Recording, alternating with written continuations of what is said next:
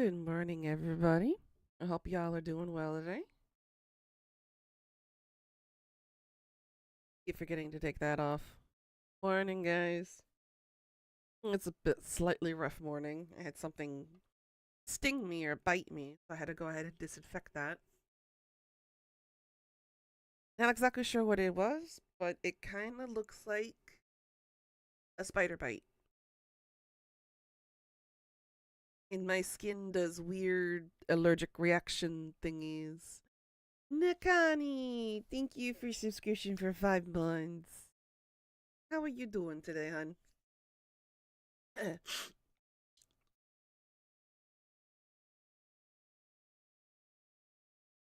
So hopefully today we will conclude the finale with the game A Date with Death with our little Reaper Casper.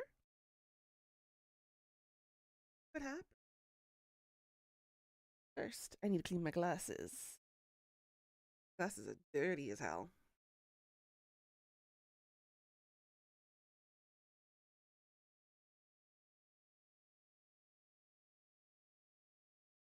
I can see, I think.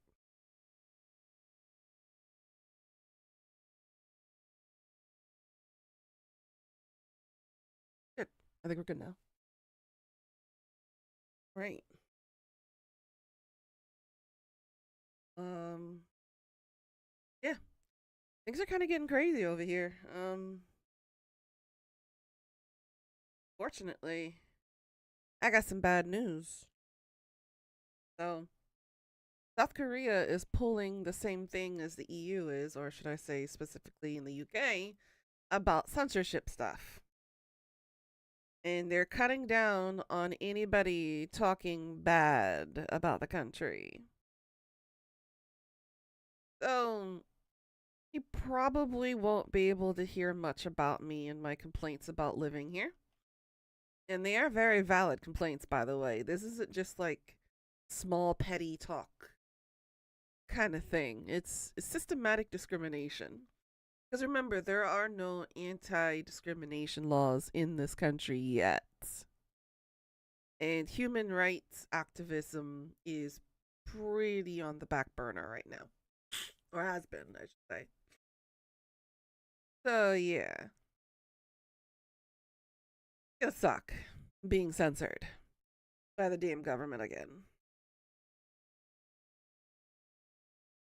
You're tired and sore, but you could take your. Oh, that's good. Good, good. I'm eating some tangerines for breakfast. I need to boost up my vitamins. This one's particularly sour. Ooh. Um. In other good news, Somali is stuck here for another year. His next court case is February 11th, 2026. He'll be here for a while. With no visa, no work, no money.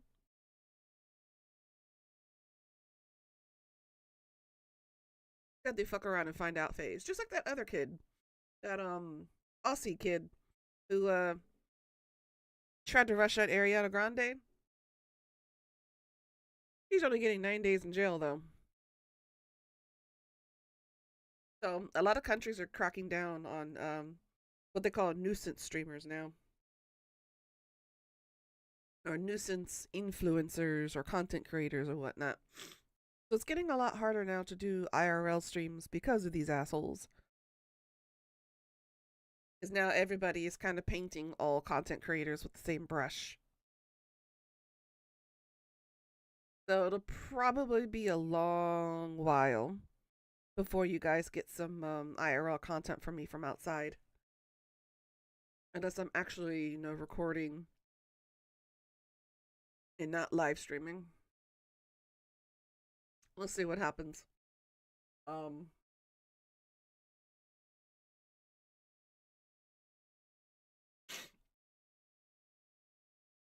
anyway, try to get back into it.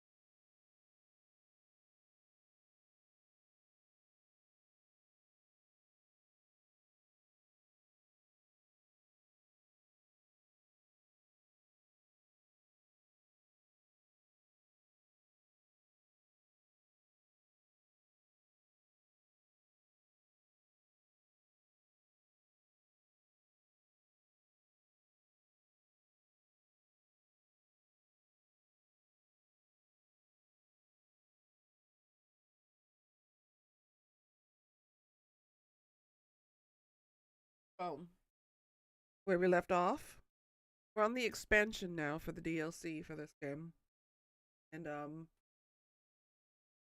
we found out it's Casper's birthday, so to speak, because Reapers are not technically born; they just pop into existence somehow,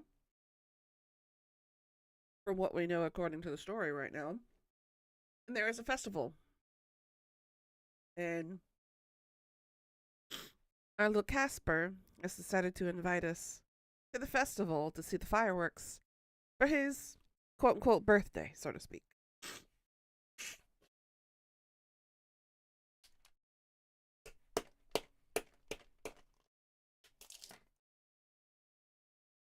I think we might get a cute little romantic scene.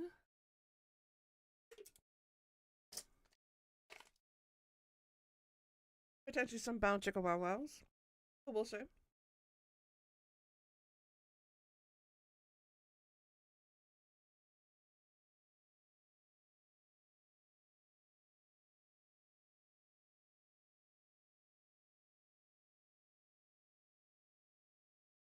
I can see, I think. No.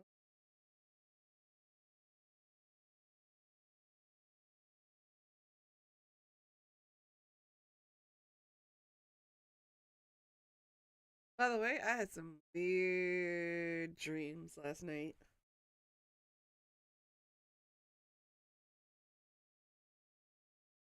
Something about going to Japan for some type of traditional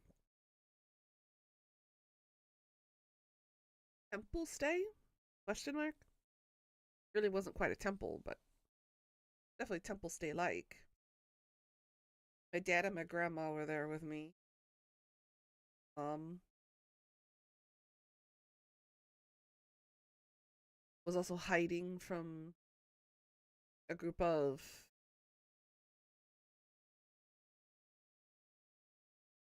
mafia dudes. Apparently, I had witnessed something I shouldn't have, and then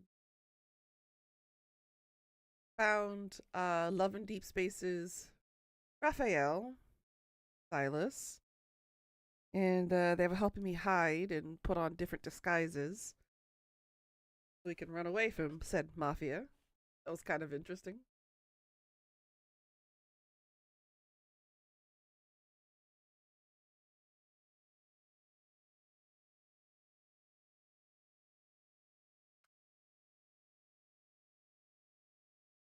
Um, Casper, aka Grim, aka Grimmy, aka our baby girl, has decided to magically appear inside our room and has accosted us to invite us to go to the festival. Let's see what happens, shall we? Let's see.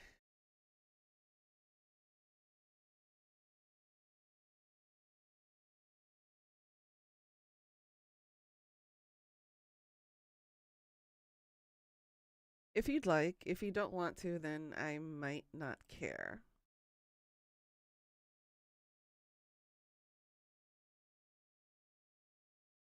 I'll go with there's nothing more. There's nothing I want more right now. And who would have thought? Hi, Pika. You're just in time. Little old me going on a date with an immortal man who lives in the underworld. So that's a yes. How you doing, babes?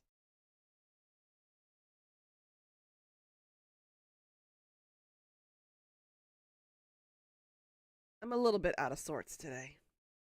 Whatever stung me or bit me woke me up in a whole lot of pain.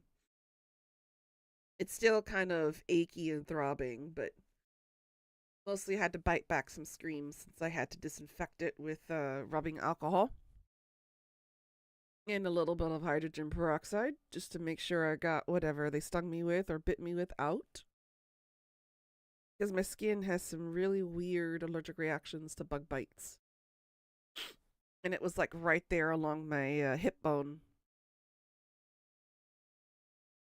That's still kind of achy and throbbing.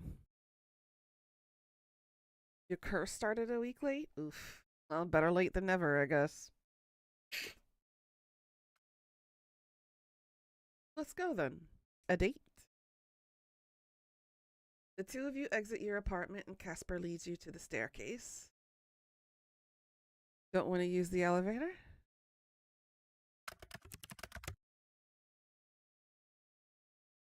I'd rather never. I get that. Elevator, no, it's out of order still, after I tried to kill you. Right. Besides, I do not trust the things. They are evil contraptions. Right, big evil hunks of metal.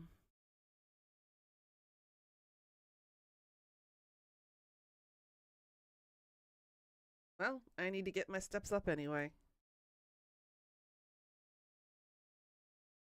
The two of you start the short walk towards the festival, catching some curious glances on the way. You aren't too surprised. Casper is somewhat unique in appearance, and also hot. Can't forget that. You don't miss the way he takes a step closer to walk beside you. The sky above is dark, but there's still a slight warmth in the air despite the departed sun.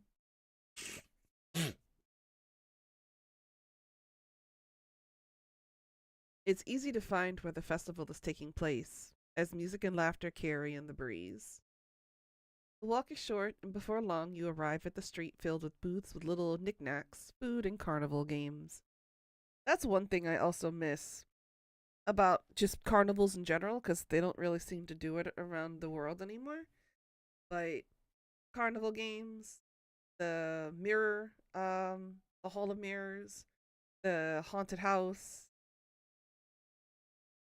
For some reason, I guess at the turn of the century, they just died away. Because these used to be really popular in the 90s. I think it was up until about 97, 98 is when most of the carnivals kind of just plummeted out of existence. But I used to love doing these things when I was a kid. I never actually got to fully explore the Hall of Mirrors or the haunted house. I had my siblings with me, and they were too young, and parents wouldn't let me go by myself because it would be a bad idea to let a child by themselves at a carnival. But I guess they just disappeared, and it kind of made me nostalgic for it. Lanterns hanging from strings above cast the area in a soft orange glow. It's bustling with activity. There are people dancing and singing, and the atmosphere is contagious. The moment the two of you enter, you can't help but grin. That suits you. Too many lawsuits and missing children gave them all a bad rep. That's true. Especially with, the biggest one that we all know of, the Ringling Brothers, Barnum Bailey. They had a lot of accusations and truthful accusations of animal abuse, neglect, and all of that stuff. So all the animals that had worked with them over the years were released. And that essentially, you know, killed the circus and basically killed the carnival for them. How you doing, Karma? Ugh. I gotta blow my nose again. Oh, a second.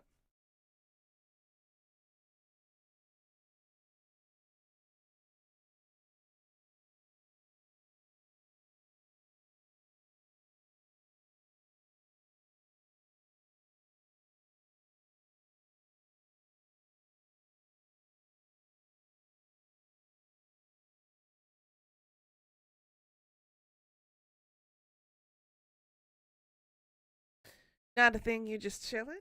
Ooh, that's good. Let's see if we get some bow chicka wow wows, shall we? Let's see. What does? A smile. Oh, he just complimented us. Worked on your game a lot last night, and games with your little brother trying to find a place for your. Ah, right, that situation. Yeah. You had a pretty productive evening then. It'd suit you too, you know. How about giving it a try? You note a small frown forming between Casper's eyes as his gaze darts around the crowd. Ooh, honey, you cray cray. Are you okay? Not your kind of place after all? And you're still taking going? Give yourself a break. It's not that, it's just I tend to avoid such gatherings of mortals. Their auras are a tad overwhelming, but beyond that, I feel as if I cannot ever truly fit in. Do not mistake it for me not enjoying myself, though. To be here by your side is. Yes. It's yes? Yes. That doesn't make any sense. Good. If this is supposed to be a date, then the already shrinking distance between the two of you shortens again when he takes your hand in his tentatively. It's for the true festival experience. Oh my god, this guy is cute and adorable. Pika, can we keep him?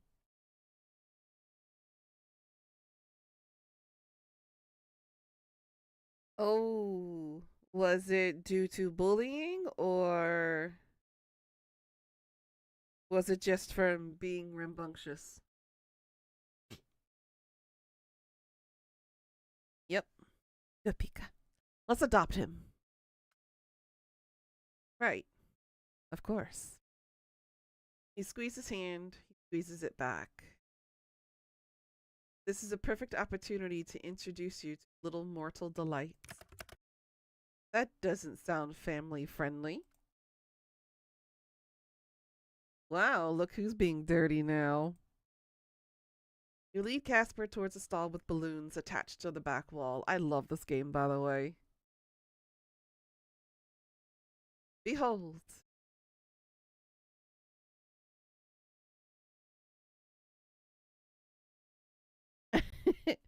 Permission to help in screen. You'll make a joke out of it real quick so you can get the gist of it. I got the gist of it.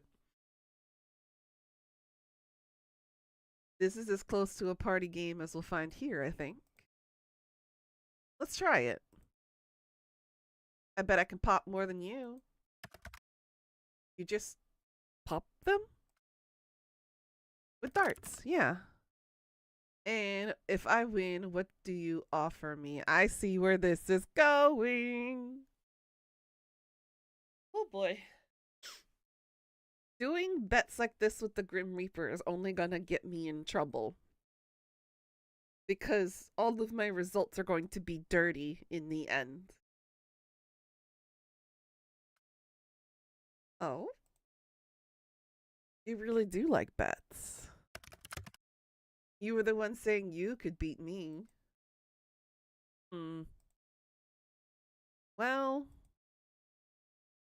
how about we keep it simple this time? Considering our last bet has gone a little, you know. Simple it is then. What would you ask of me? That's a loaded question. Bragging rights. Whoever wins has a lifetime of bragging rights over it. Simple enough, eh? And the bragging rights, I shall win. I accept these terms. Prepare yourself, my little human. People are gonna look at you funny if you call me that stupid. Together with Casper, the two of you pay the person running the booth and receive 6 darts, 3 each. Can't help but notice as he explains the rules that Casper has an extremely serious look on his face. Oh yeah, he's ready for this.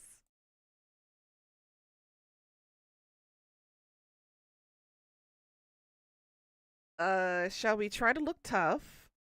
Try to look prepared for war? Or try to look effortlessly cool, though putting in some effort? What do y'all think? How should we tease him? You think number 2? Prepared for war? Aight, let's do it. You hear a puff of air leave Casper's lips as he glances at your display. A laugh. It's like music to your ears. We actually got him to laugh for the first time. Oh my god. I cannot wait for the voiceover for this game when it releases. I want to hear him say all this stuff to us. You both stare down the multicolored balloons. You should know that I have an immaculate aim. Any other game, perhaps you would have had a chance at winning. What a shame for you. You talk big, but we'll see.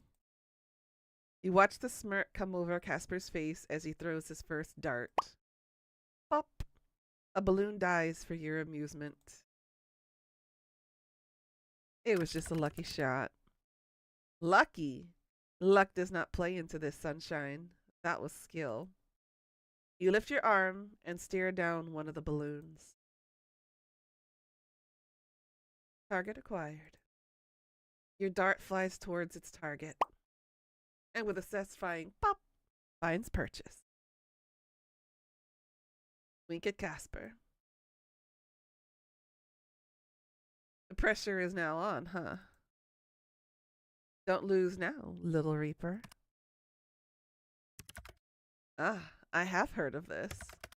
They call it beginner's luck.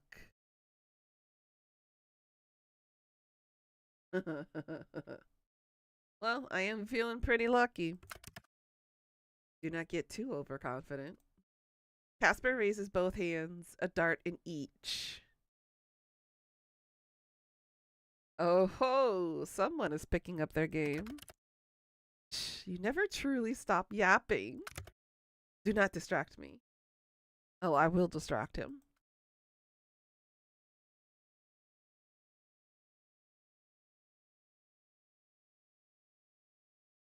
Shall we be a spoil sport, or shall we just let him have it? What do you think?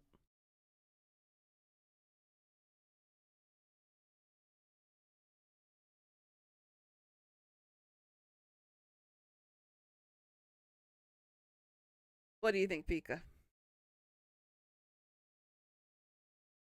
Should we let him have it?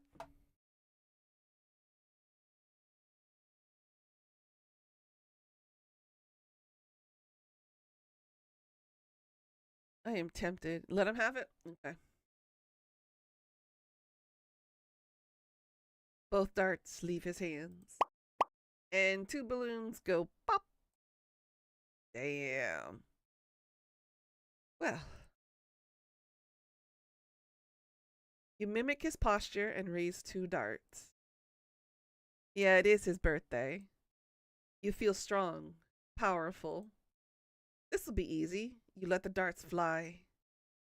The moment would have been epic.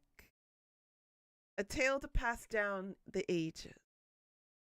Had any balloons popped? They did not. Ha! Unsurprising, honestly. We'll need to work on honing those so-called skills of yours, sunshine. Embarrassing. This game was made for me. There is no need to feel shame. You had already lost before you even attempted the shot. It is no matter. I have won this bet, sunshine. Don't get used to the feeling, little Reaper. Taking Casper's hand, the two of you continue to stroll around the festival. You take in the lights, the colors, the smells, and the sights. But more importantly, you take in Casper's reaction to everything. There's a wide-eyed look of awe on his face. It's as if seeing a new world for the first time. It is decidedly human of him. Every now and then he brags about winning your bet, but mostly he just lets you pull him from one booth to the next, enjoying the atmosphere. It's endearing. He is genuinely excited, having a good time. Together, with you. Your heart hammers away in your chest as you try to think of the last time you had so much fun. How long has it been? Too long. Far too long. This frustratingly charming, yet surprisingly easily flustered man is to blame. He has you grinning from ear to ear before you even realize it. Your train of thought is interrupted as a streak of light soars up into the night sky, then erupts into a colorful firework. Casper sucks in a breath, his eyes wide as he watches. Pretty, huh?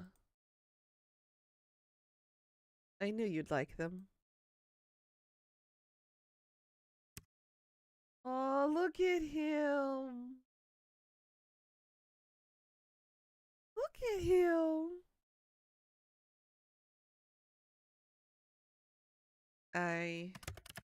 They're so fleeting, so brief. Yeah, all the good things are. They're beautiful. There one moment, then gone the next. But we keep the memory of them forever. Very human indeed. I can see why you humans like these festivals.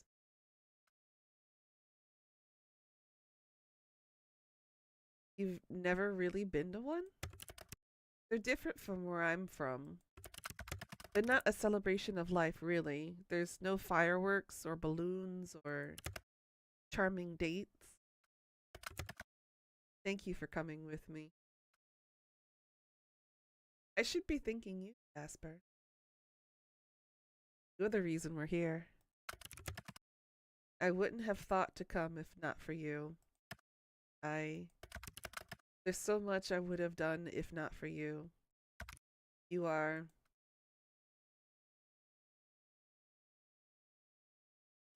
Now we're fishing for some compliments. What are we gonna pull out of him? Beautiful, amazing, the best mortal in the whole world. I mean, keep him coming.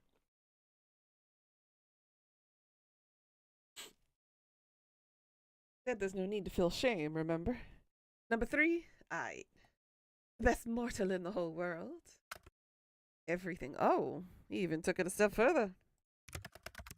You really embody the best parts of mortality, the best parts of life. I feel lucky to have met you, despite how much it pains me to that.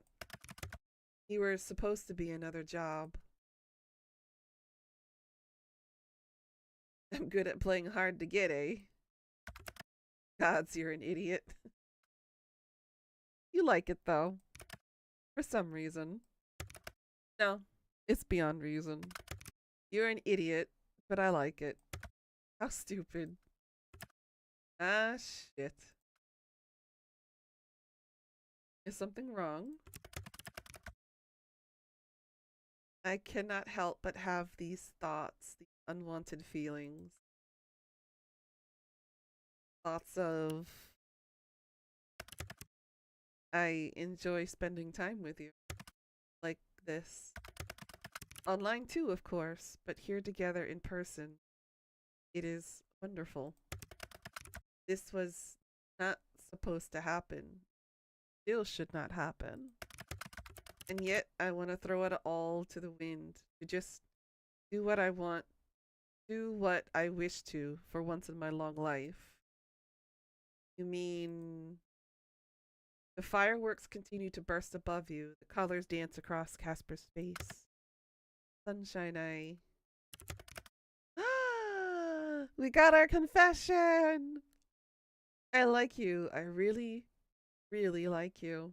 Look at that. That is so cute. I love the blush.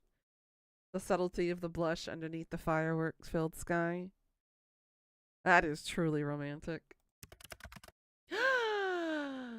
He even took it a step further. I love you. I never meant to, but I do. Every day I wanted to wake up and hate you. But there's always been a part of me that is drawn to you, like a moth to a flame. I thought if I could just win our bet, then I would rid myself of these feelings. But now I do not want to win. I wouldn't mind losing. Not to you. Because the thought of losing you for even a moment tears me apart. Ah, my heart. So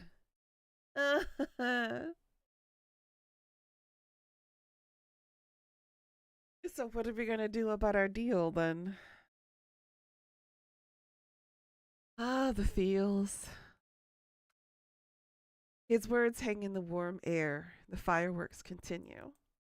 He looks scared, fragile for this moment, nervous. I love you too. You what? I said I love you, and I do. Gods. To hear those words spoken from those lips in your voice, it is enough to destroy a man. Don't go getting destroyed on me now, Casper. I have hoped, I have prayed, even if no one listens to me. That's what you would have done to me. Say it one more time, please. Sunshine. I love you. I can't tell you how much I've wanted to hear you say that. I was hoping to. Without even realizing, I was hoping. This feels like a dream. Love is extremely dangerous, Sunshine. It shouldn't be. For us, it will be. I don't mind. I'm sure between the two of our huge brains, we can work something out. You seriously lack self-preservation skills. Are you going to be in trouble? Are you breaking rules if we're together? I don't plan on letting headquarters find out. If they remain unaware, then we'll still have some time, I hope. We can be careful. Can you be careful, Sunshine? It's really not like you. No, but I can try. Please, if anyone is listening, allow me this one happiness. You know, this is the best date I've ever been on. Truly. Good, I'm glad. You deserve only the best. I got to witness you experiencing so much for the first time. That's the best. And well, I'm just glad to be here with you for the time we have. If I could have my way, I would be with you forever. But with the way I was made, well, I'll take whatever moments we are given. Do you want to go back to your apartment? Yeah?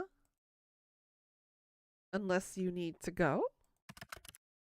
I'll come back with you.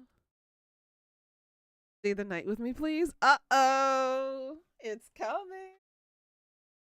Now, if I need to quickly shift screens in case something pops up, I'll let you guys know. Oh boy. What's gonna happen? You want me to stay? Oh. Alright, here we go. I want to feel you, every part of you. Oh, we made him blush again.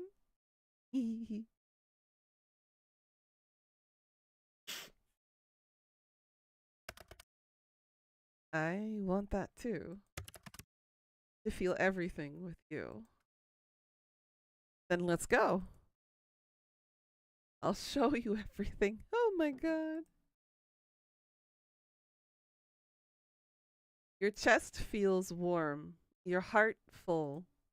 He holds your hand so delicately. Like it's only natural that the two of you are connected like this. A happy feeling blooms from inside of you as you break into a run, pulling Casper along through the streets. You laugh. He laughs. Life is fleeting, but good. You reach your apartment and pull Casper inside, closing the door behind you for the night. Oh! Okay, there is NSFW. I'm gonna change the screen for a second and make sure that the image is appropriate to stream. Okay. We don't want to get canceled here. We're going to kiss Casper and begin the NSFW scene.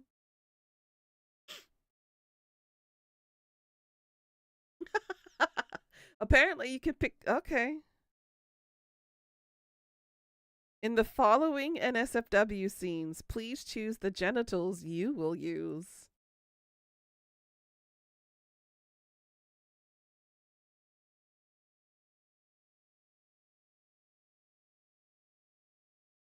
Oh. Your room is as you left it. The sheets are slightly rumpled. The curtains are pulled open and the window is cracked, allowing in the warm breeze. You don't bother turning on the lights as the moonlight streams through the windows. The lamps are plenty enough to set the mood.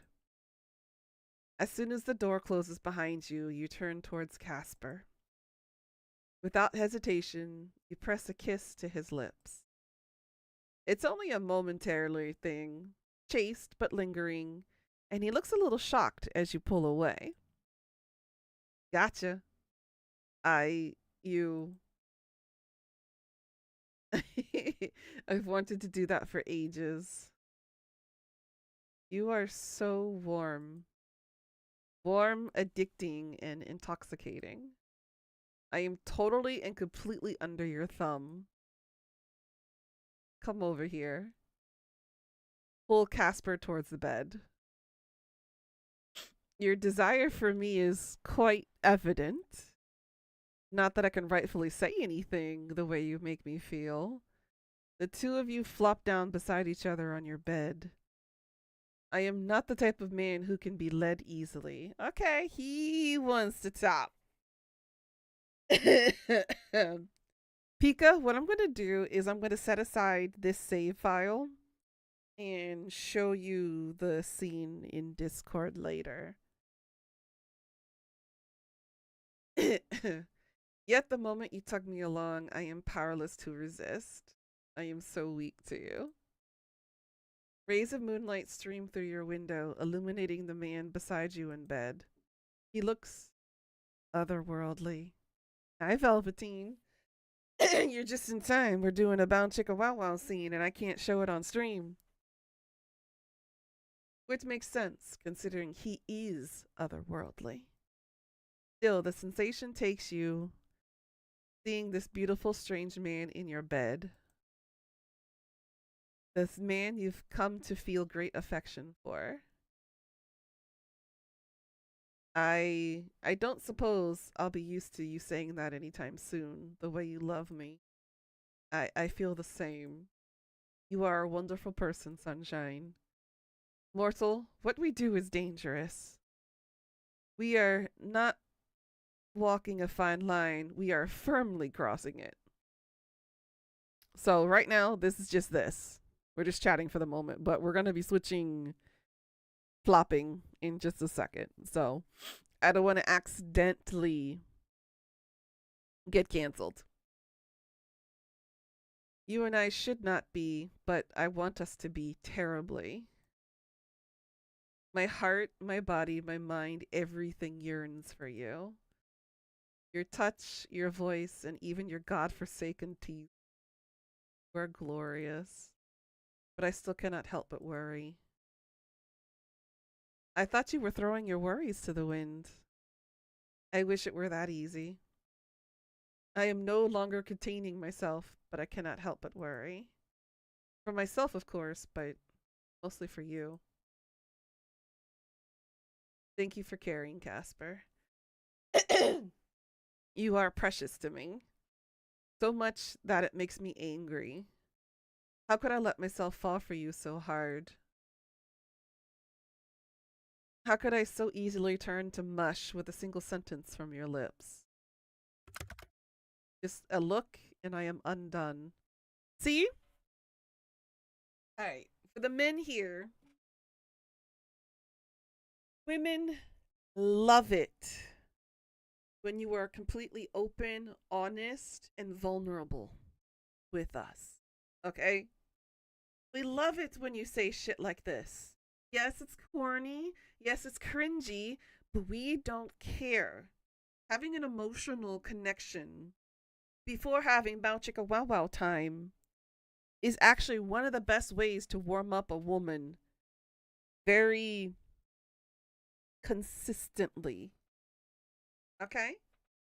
Please keep that in mind. Don't think about what another man would think about this situation. Only care about what the woman would think in this situation, okay? You're not obtaining bragging rights for other men. You're focused on her. Get it? Believe me, girl, I want to get to it too. I want to see what kind of scene that is. Casper? Yes? Can I touch you? Yes, okay. We're gonna flop back to the other screen. I'd like that. His face looks hot to the touch, the way his cheeks are flushing red. Trace his features with your hand. Gently, you use your fingertips to trace his features, his nose, his cheekbones, his jaw. You can feel him lean into your touch, his eyelashes fluttering shut. Can you feel that? Grim is asking. We need the warm-up. You might not need it, but we do. Yes. You nod, which is a little silly because his eyes are closed. There it is again. That buzz. Like an electric current that runs between the places where you connect. It doesn't hurt, though. If anything, it's pleasant. What are you thinking, mortal? You have that look on your face again. What look is that? That there's a mischievous glint in your eyes. I'm wondering what happens if we kiss. While we feel it, that is. Who's to say?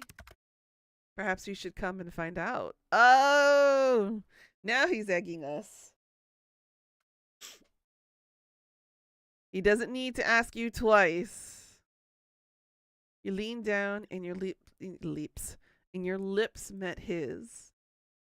You still feel it, that buzz where you touch.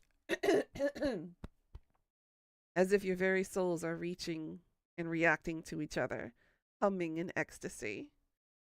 Casper sighs against you. His hands move to grip your waist as you feel his slight fangs nibble across your lower lip.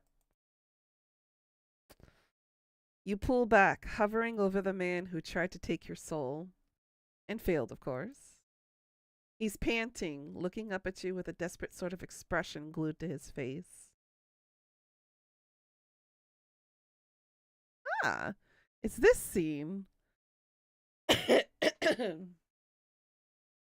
I don't know if this is really NSFW or is it just NSFW like adjacent. I don't know. Okay.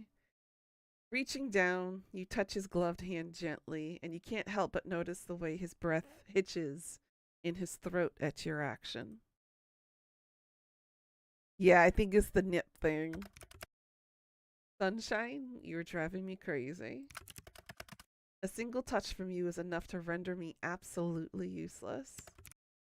Enough to make me weak. Can't you see how you unravel me? Casper, I can barely contain it myself. All I want to do is touch you. I want to feel your skin on mine.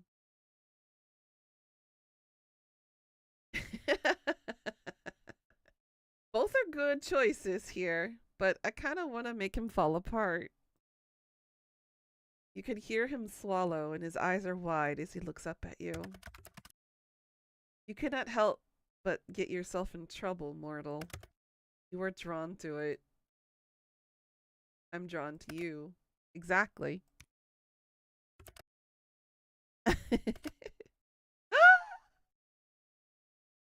Oh, this boy is bottoming to us. Who'da thunk? I am yours. He says it in his tone so low and full of desire, it sends a shiver through your entire being. You're not sure if he's trying to warn you or seduce you, but at this point you couldn't care less. Sitting over him, your hand finds his gloved hand, and your fingertips begin tracing his palm, the lengths of his fingers and his wrist. He shivers, a soft groan escaping his slightly parted lips. He watches you, and you can see the want, the desire, the absolute need in his expression. You know, I really like your gloves. They're sexy. There's way too much talking in this. Just get to it now. They're practical, but I will not argue if you find them alluring. Do you like it when I touch your hand? I am unused to touch. My hands are especially sensitive. I have always worn gloves.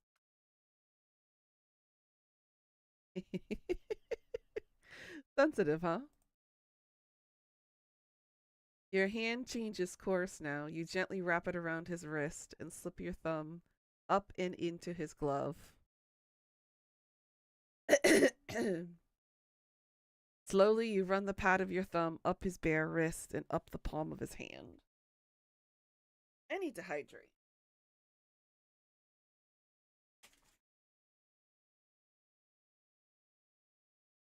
I've been dealing with so much mucus and I feel utterly disgusting.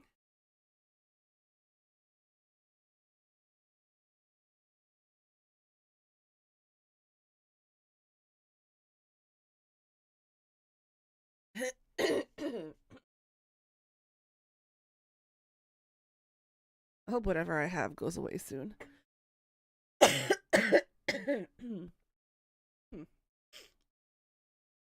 Alright. Slowly, you run the pad of your thumb up his bare wrist and up the palm of his hand. Casper's entire body jerks and he bites his lip. He's looking up at you, his mouth open, his chest rising and falling rapidly, and you can feel the energy building between. The warmth mixes with the buzz, sending a quickly spreading warmth through your veins. It's addictive. Touching him like this is like touching an exposed nerve. It's like being drunk on adrenaline. Your thumb runs gentle circles, the touch light, teasing, but you can tell already the effect it's having on Casper. You push his glove up further now, till his palm is exposed. And your touch is soft, ever so soft. The light touches of your fingertips barely there, and they ghost over his palm, his wrist, his fingers. They are a kiss of a summer's breeze, and they leave goosebumps on his skin. Your other hand, resting on his thigh, feels it first. Okay, now we're gonna switch the screens. Sorry, guys. I'm gonna have to censor some words. These are some things I cannot say on stream.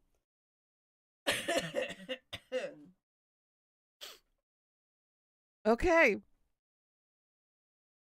The twitch of his sausage reacting to your teasing. Are you enjoying this, Casper? Oh, he's moaning now. You are evil, you know that? Whatever do you mean? You moans. You're killing me. Trust me, you're having the same effect on me. You let your thumb drift across his palm again, and his eyes flutter shut for just a moment, a low moan rumbling through his throat. His other hand, the one that is currently gripping your sheets, tightens its grip, and you have to stop yourself from visibly gulping. This man will be the death of you, one way or another. Oh! Bare hands touching now. In one fell swoop, you push free the rest of Casper's glove and tangle your fingers together. It's an instant reaction. The warmth, the heat, the energy, the buzz, it hits you in a wave. The heat pools down between your legs as you watch Casper's sausage throb through his trousers, leaving a tent. He moans again.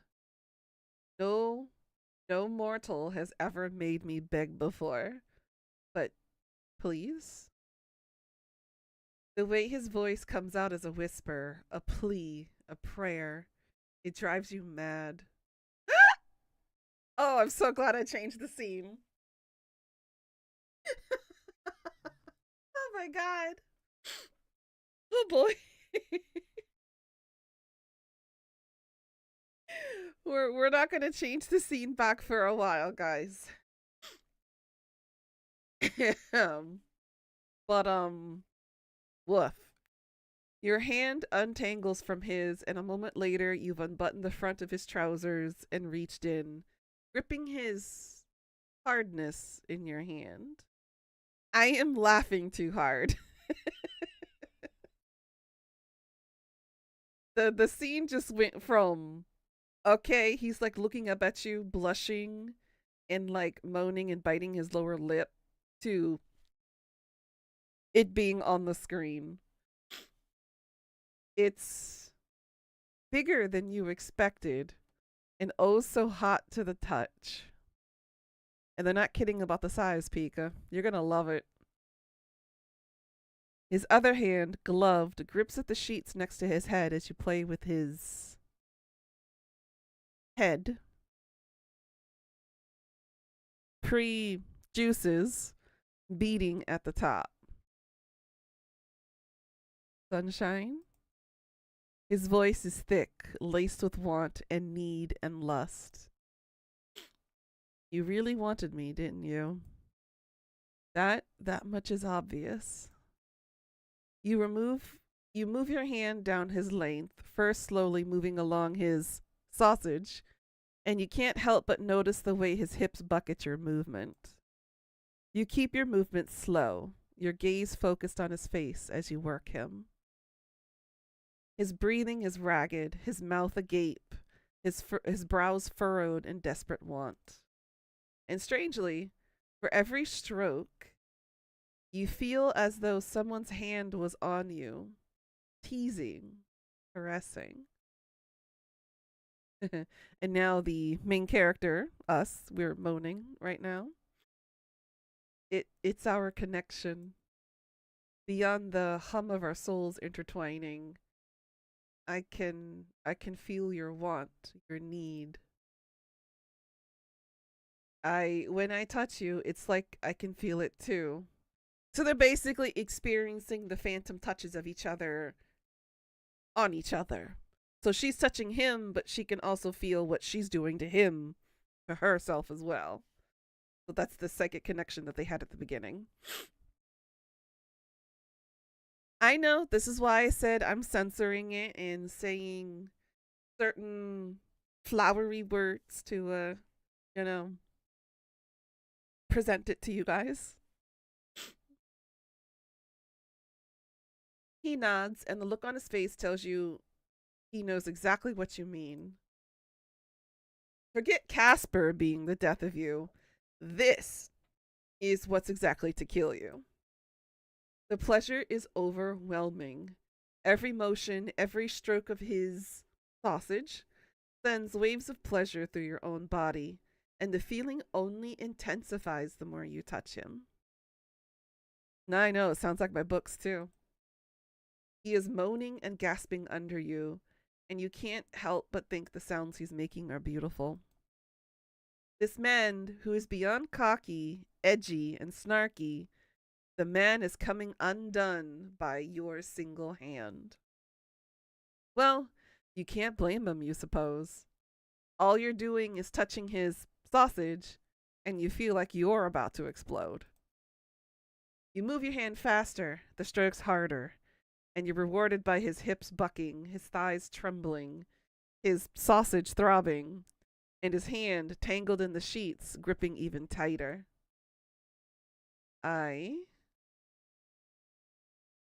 Casper? Not yet. I must. His hand, The one that you had so badly stripped reaches for you, gripping onto your clothes as if for dear life. His hand reaches down between your legs, finding the wetness that's grown between your thighs. A shuddering moan escapes your throat. Can I? Yes. You nod frantically, the sensation overwhelming. His touch, your touch, they seem to magnify each other, and the spot where the two of you meet starts to blur. Is it his hand or yours? Does it matter? As you continue to stroke up and down his length, feeling his veins against your palm, Casper reaches into your pants, his fingers finding your button, the button that most men can't find, and begins stroking you, his hand moving in time with your own. His touch is warm and inviting, and he presses his finger against your button, the touch so intense it makes you feel dizzy. Moaning, Casper. Casper's moaning. Your moans come in unison, and you can feel yourself reaching the edge. But so is Casper. Waves after waves of pleasure crash over you, intensifying with each passing second. You're both sweating and panting, and your grip tightens around his sausage, eliciting a loud moan from the man under you. Casper, I am going to. Me too. His release comes hard. His sausage throbs in your hand as you continue pumping him, his juices spilling out and onto your fingers. Casper's fingers stroke against you quickly, the pressure and heat and the pleasure overwhelming, and it tips you over the edge. You come against his fingers, and as your own orgasm takes you, you can feel Casper's body twitching and shuddering, his sausage still sensitive from his own orgasm. Sunshine. His voice comes out breathy, needy. I feel as though I have not truly lived until this second. I don't think I have either. You are incredible. He sits up, cupping your cheek with his clean hand, tender. I struggle to put together my thoughts on fate these days, but Sunshine, if fate exists, you and I were surely meant to meet. And if it doesn't, then I have found a miracle that even a god cannot grant me. You are... Words fail me.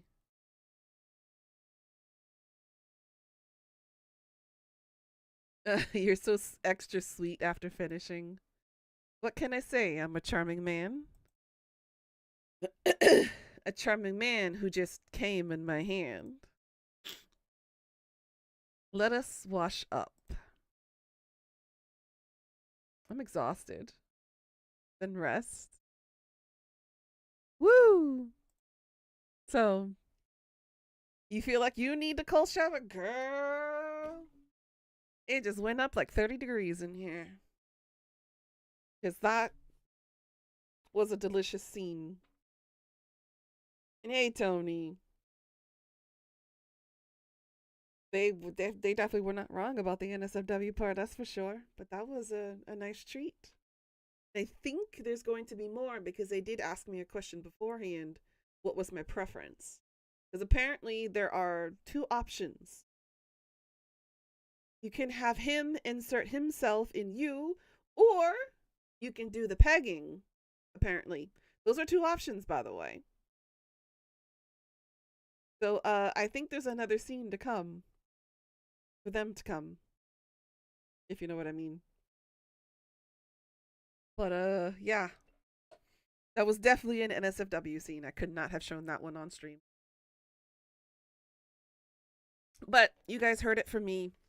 You got the gist of it. Then rest. But we're still a mess. I'll get something. Rest. I insist. You just missed it, Tony. They just bound chicka wow wowed. I know. If your character was male, then damn. I know, right? With that, he gets up and walks into your bathroom. You lay there feeling as though you were glowing. Echoes of Casper's touch still linger against your skin. In your entire life, you've never felt anything like that. You felt your pleasure, Casper's pleasure. They combined, twisted, turned, amplified, and echoed back and forth between the two of you. At some point, Casper will return and clean you up. But for now, you close your eyes and drift off. I am not going to open the gallery page because I know those photos are going to be in there. Has sleep ever come so easily to you? Sometimes. No, you think it hasn't. How did you survive so long without its warmth, without the weight of a person beside you? Your dreams that night were peaceful, like sunlight poking out after a rainy day. You open your eyes, blinking as the sunlight streams from your window. And there, laying next to you, is Casper. His hair strewn about the pillow, his body tangled in the blankets, and his chest rising and falling with the soft breaths. A smile spreads across your face, and a warm, fuzzy feeling settles in your chest. It'll be like, whoops, a willy. Yep, and there was a mighty big willy on screen. Casper is really there, right next to you. It feels like a dream almost. A cozy one at that. Honestly, if this were all a dream, it would make much more sense. An immortal Grim Reaper and the soul he just couldn't take. Sounds like the plot to a bad novel. But here you are. And here's Casper, in the flesh. Gently, you reach out and stroke his hair. He shifts, his eyes fluttering open. Ooh, hello there, Sunshine. Casper? Hear my name from your lips is still strange, even now. Well, get used to it. You're still here. I'm still here. Work doesn't need you? Work always needs me. But there is something more important than that to me at the moment. Aw, Casper. Who said I met you? Wow. Did you mean me? You have become precious to me. Aw. I half thought you'd woke up and regret it. Regret? It's not a feeling I am accustomed to. There has been no room for regret in my long life. There's only been following commands, day in and day out, more of the same. I feel I only learned regret once I met you.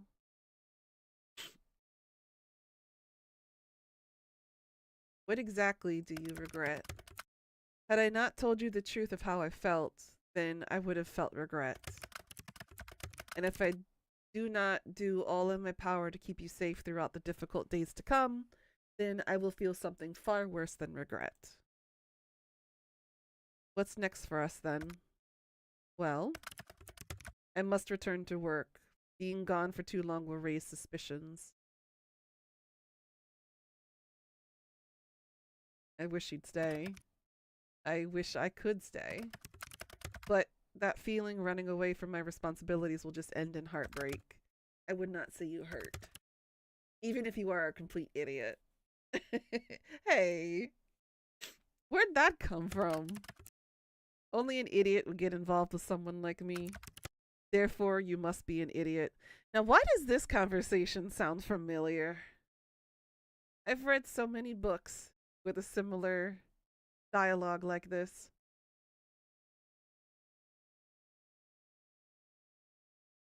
The Chicagoland Vampires novels, the Hollows novels, the Anita Blake novels. Yeah, I have a common problem. Yeah. Frickin' silver-haired idiot. Takes one to know one. You may be right. But at least I am very handsome, charming, and overall perfect idiot. It hurts to know you can't lie sometimes. You really think that's all true, huh? Obviously. So you go back, and then tomorrow is day 10 of our bet. I am acutely aware. I need some time. Perhaps something like this has happened before. Maybe there's a way to clear your name. To clear my name of death? It does sound unlikely. But you are a special case. They will have to understand that. Give me time, sunshine. I will try to work something out. Alright, but I'm more worried about you. There's nothing to worry about. You said they could kill you for not getting my soul. Okay. There is something to worry about then. But I do not expect them to act that quickly. I have been a model Grim Reaper for the majority of my lifetime. I would hope that means something. Are you going right away? Well, he looks at you with eyes that say he doesn't want to go. It breaks your heart just a little bit. How about breakfast first? Like breakfast or breakfast? Well, what do we? I need more context in this case.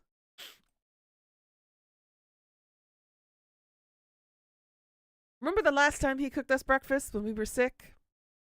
What happened to our pancakes? Quote unquote, he did to us.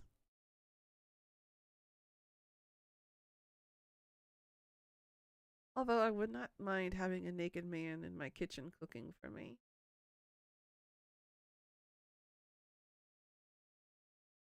Draw back into reality. Okay.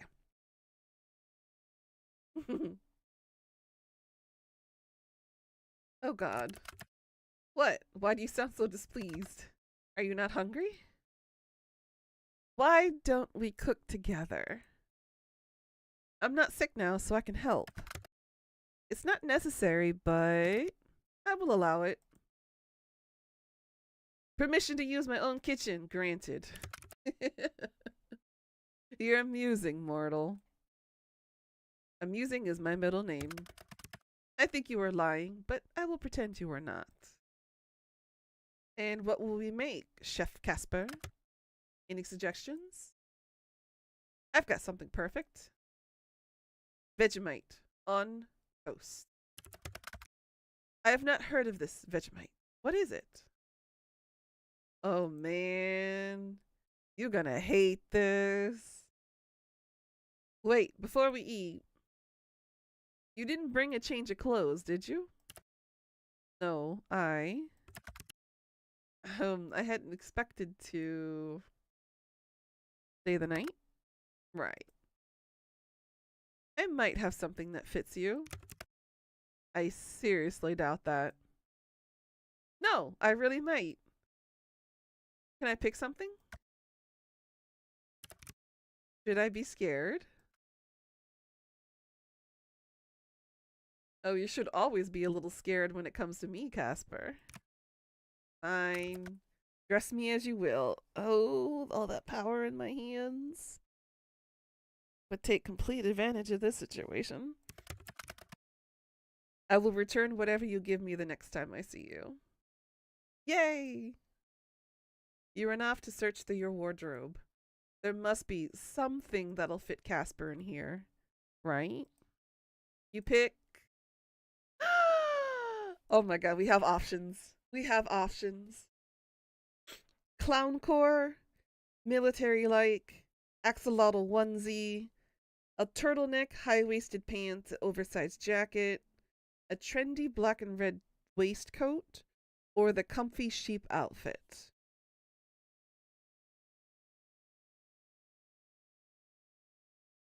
I want them all. But like Pika said, I'm curious about the axolotl onesie. Oh, it's so cute. Look at you. I want to keep a minute. Nogadio. 9 hells that such a clothing item could exist. I will treasure this, sunshine. Now I feel like I won't get it back. I am no common thief. I will return it in time. He could keep it then. Oh my goodness, this is cute. In time being an amount of time that will not currently disclose. Have you given it a name?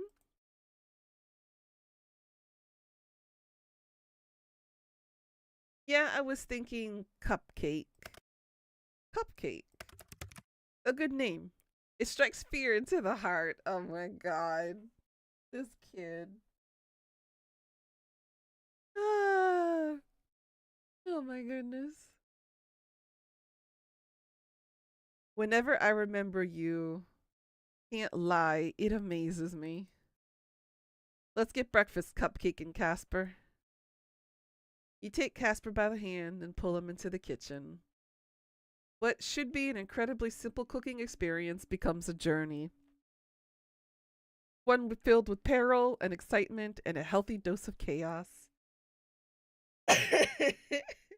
But by the end of it, you have 2 slices of Vegemite on toast. Casper doesn't look awfully impressed by the meal. Is it supposed to look like that?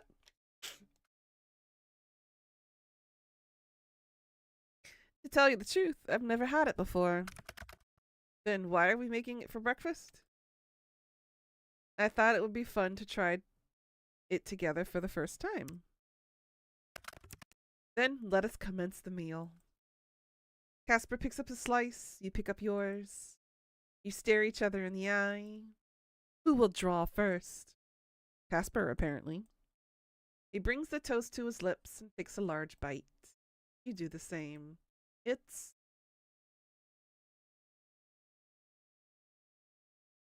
Now, I'm not a big Vegemite person. I don't particularly like what I would call diet based foods because they taste terrible. It's like saying tofu is a good replacement for meat when it's not. And I'm offended that anybody thinks tofu is a replacement for meat because it lacks the things the meat has. It's strong, it's salty, it's almost meaty. What a terrible breakfast food. You look towards Casper. Oh boy. Yeah, he's not a fan. He stares back down at the toast as if he had just had something offensive about his mother. What do you think? It's. You see the conflict in his eyes. He wants to lie so badly. The taste is. You can say it. This is the worst thing I've ever eaten. Somehow I knew you'd hate it. You're so cute. Why is it like that? Who enjoys it? The whole continent of Australia. The non-betrayers, that is. The whole continent of Australia should consider getting their taste buds looked at. Anyway, it's about time I made my way home before I draw further ire from my employers. But we will talk soon, okay? I will figure something out. Just, perhaps it would be a good idea to stay inside your home today. Why? I have a bad feeling, I suppose. I was planning on it anyway. A day of relaxing is in order, methinks. I will return these clothing items to you soon enough. But it looks so good on you. Well, if you insist. I will take this axolotl costume off your hands. Only because you asked me to, of course. Not because you want it. Not at all. Yes, Casper? I, uh, I... Nine hells, I think I'm going to die of this forsaken fluttering and my stomach does not cease. I love you, sunshine. Be well. I love you too, Casper. Don't die, alright? That is the goal. He gives you a gentle kiss before he turns towards your window. Once again, I have a door. Too late. He's gone out the window again. What a weirdo. With a happy sigh, you turn back to your room. Time to entertain yourself for a little while, you suppose. You spend the day with Tony, clean up your apartment, play around on your computer. It's a little boring now that Casper isn't here, but you manage. You spent years without knowing Casper. Why should you be bored now? But you've come to realize that you are indeed feeling a little lonely with him gone. As the moon rises high in the sky, you finish washing your dishes, then turn back towards your room.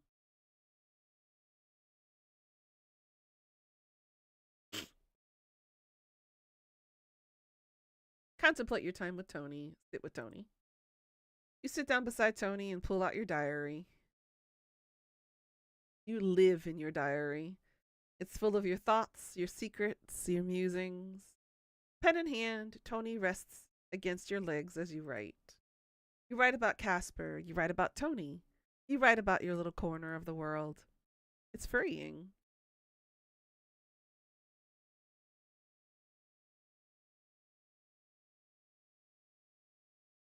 Four beautiful flowers.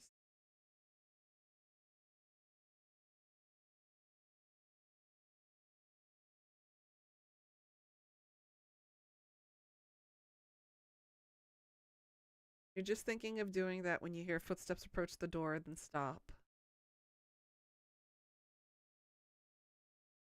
But before you have the chance to open your door, a letter slips into your mail slot. Then footsteps retreat. Curious, you pick up the letter. Dear neighbor, sorry if this letter comes as a surprise, but I promise I'm not a scammer, a con artist, or a thief. My intentions are pure. Anyway, this is your neighbor, kinda. Room 4 on the 9th floor. You probably don't know me, but I've passed you in the halls a few times. I should probably have clarified this isn't a confession of my love either. God, should I start this letter again? I'm moving to a small town called the Willowmist soon, just for a few months. You probably haven't heard of it. It's the complete middle of nowhere, lol. I just wanted to tell you that you've seemed very bright lately. We don't know each other, but I think I felt inspired to do this move because of you. Which, again, kind of crazy, seeing as we don't know each other.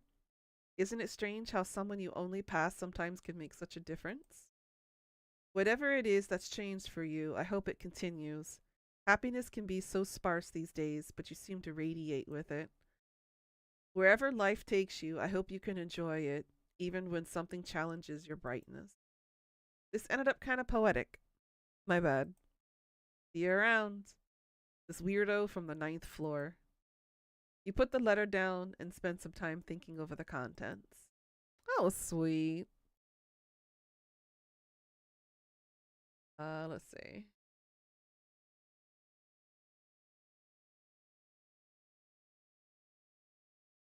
You know, we'll switch back here real quick. I'm kind of curious about the gallery and see if they did add it in there.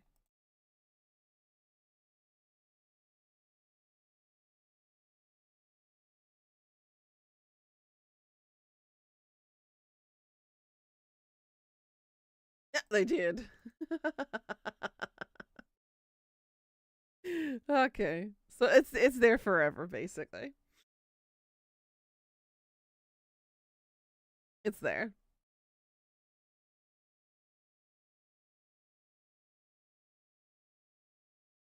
Sunshine, are you safe?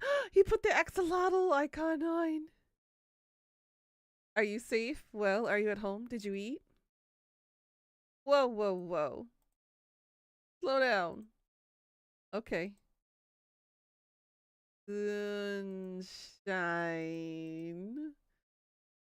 Alright. Ha ha ha. I will take it you are well. I'm fine, yeah.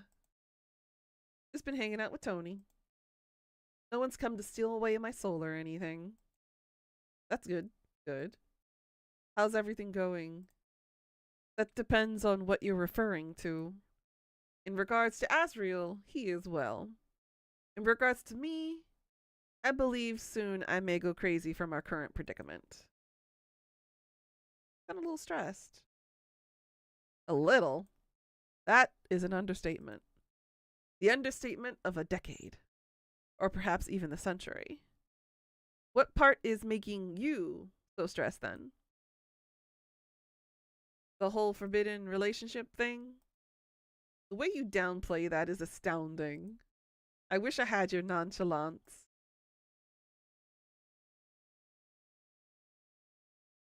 Thanks. I'm actually terrified. Aha! Well, color me surprised. I would not have guessed. Thank you. Thank you. When can I collect my Emmy? When you win one.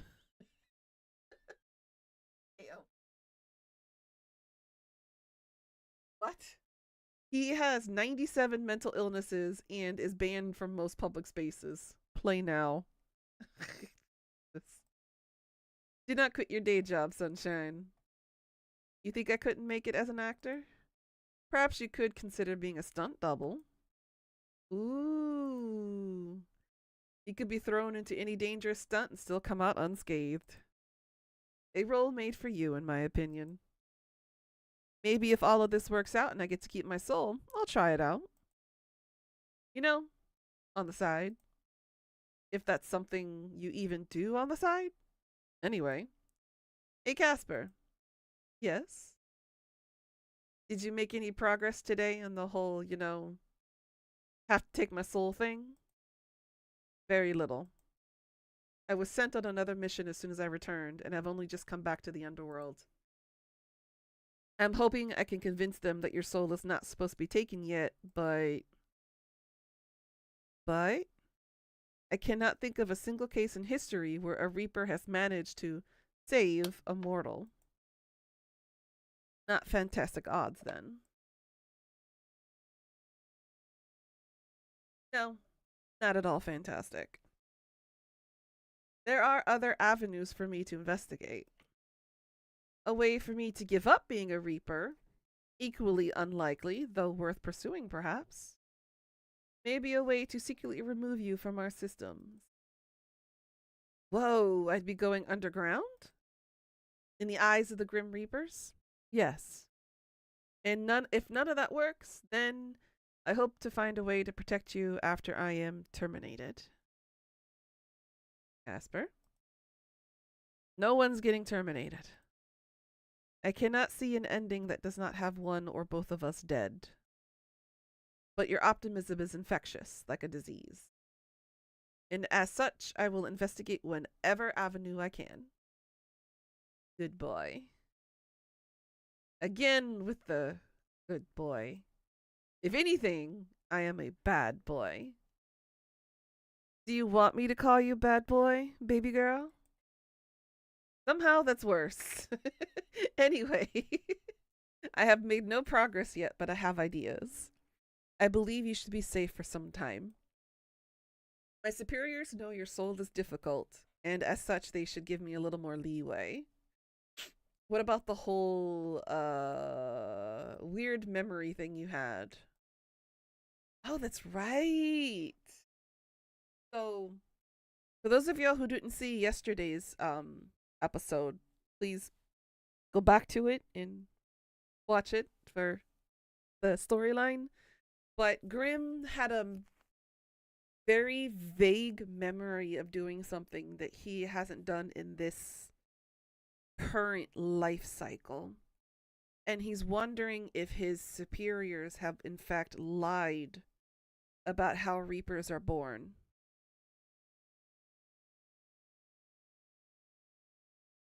So he had a memory of doing something that he doesn't ever remember doing. I honestly don't know who to talk to or ask about such a thing. If I speak to the wrong person, the consequences could be dire. I do have an idea. Go on, tell me about it. Well, in the underworld, there is a grand, what would you call it? A library, I suppose. The Library of the Lost. An apt name. All of our history is in there, thousands of years of Grim Reapers and more. But I would never be able to get clearance to the place. Who would? I do not know. Not my boss, nor my boss's boss. The secrets that are there are immense. I would imagine I have never been there nor met anyone that has either. But if any place holds the answer to what we can do and the truth of my creation, it would be there. Is it heist time? Huh? It could be like a spy movie. We go into the roof, then you'll lower me down with a rope. And then I'll do some cool ass flips over the lasers. You watch too many movies. Forget the lasers. I would be more worried about the gargoyles. Gargoyles?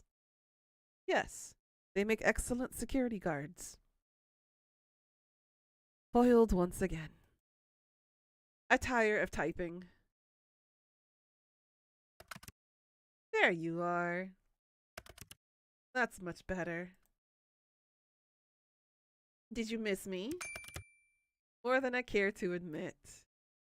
Are you so sure you're not a witch or a warlock or something similar? What? Why? Seeing you safe gives me an odd relief. Perhaps you have put a spell on me and that's why I miss you so. Tell me more of this odd feeling. A strange warmness of the chest. Dear gods, is it a heart I've acquired? Surely not. Surely the Grim Reaper is above such a mortal thing. Ah. Sunshine, you are an idiot. We're two peas in a pod, buddy. I was wondering something. What's your biggest fear? That's a little out of nowhere. I was just thinking, you seem a little scared of your organization. Yes, well, I wasn't afraid of it in the past.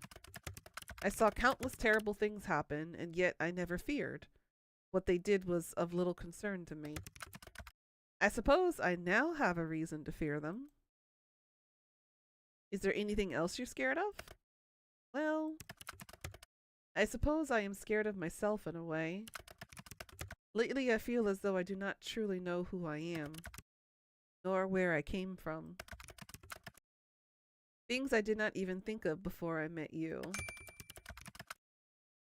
You are the Reaper version of a home wrecker. A Reaper wrecker. Guilty as charged. Really, it's all your fault and you should feel terrible about it. Sorry, I'm allergic to guilt. Achoo. Achoo? Wait, why are you sneezing? Good question. Maybe I'm allergic to bullshit? Ah. Man after my own heart. Damn. That's an unfortunate allergy to have around me. You don't say. What about you then? Me? Well, you went and said something serious. I was gonna say... Yes. Because I'm totally afraid of these. A person who has no fear. I'm gonna have to think logically and break down which of the four is more creepier, more annoying to go through. Clowns are just people under makeup and masks. Centipedes are little and you can squish them. Quicksand, yeah, it's a bit of a struggle. Seaweed's actually quite delicious. I think out of all of these being annoying, probably quicksand would be the toughest one to fight. I could fight clowns, I could fight centipedes, I could fight my way through seaweed, but I cannot fight my way through quicksand. When I was a kid, I greatly overestimated how much quicksand I would encounter. But something more serious.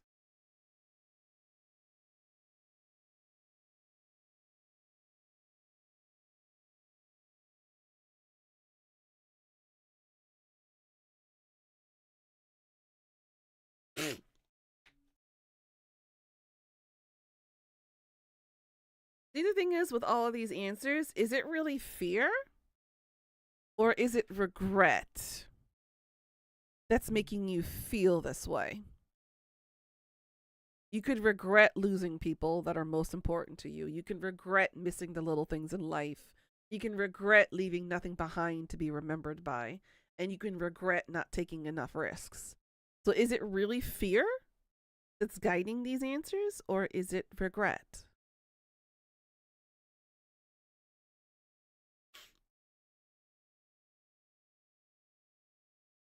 For me, I guess out of all these answers, leaving nothing behind to be remembered by, to be completely forgotten by people, as if I never mattered or I never existed. My existence would have meant nothing. All the hardships, all the tribulations, all the shit that I've gone through, in the end it didn't matter. That would suck, to be honest. Which is inevitable, I suppose. One day everything will be gone, but I want to create something. Some kind of change. Something to leave this world a better place than I found it. If nothing else, you have left me better than you found me. Thanks, Casper. Ah. What are you sighing about now? I'm annoyed. About? It's time. Soul baby time? No, you fool. No matter how many times you bring it up, it's still not possible. There is no way to have a soul baby. Aw, damn.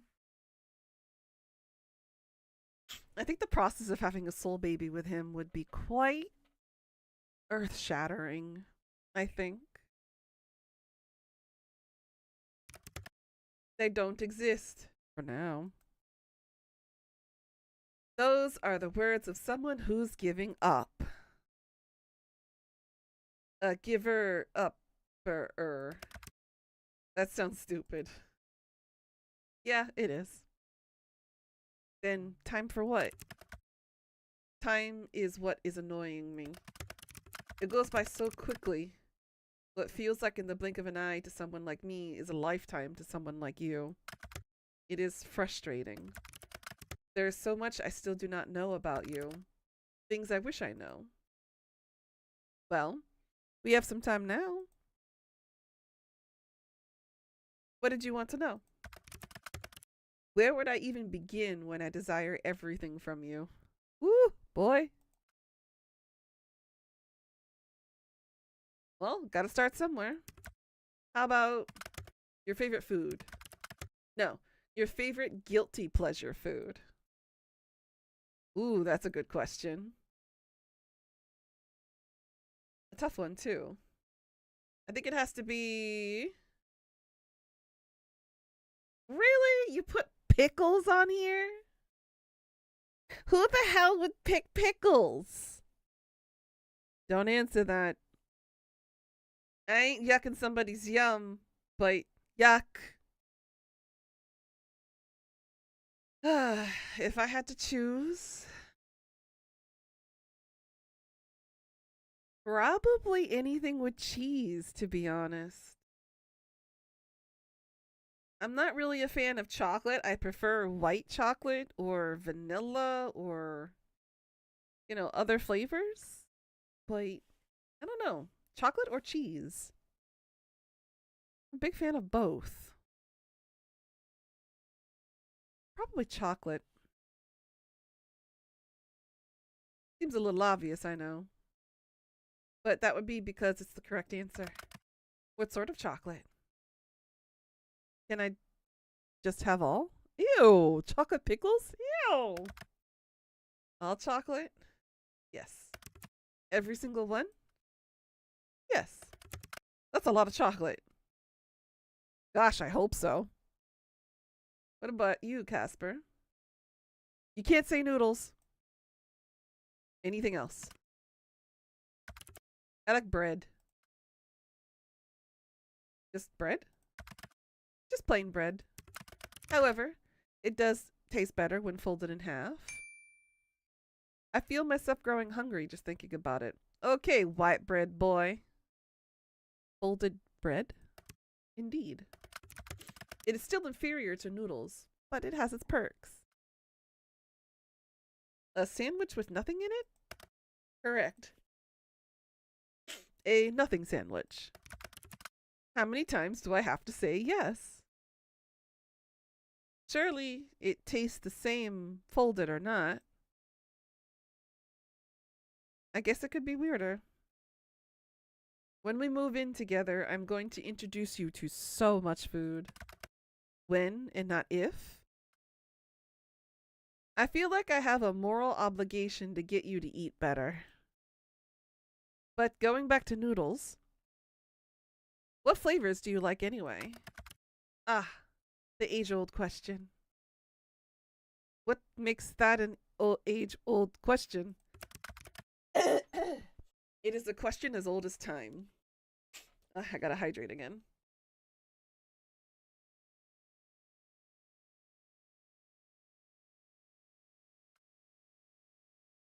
I feel like it's only as old as noodles existing. If I were not so busy and important, perhaps I would write an essay on this topic. There are many good flavors, but only some may claim to be great.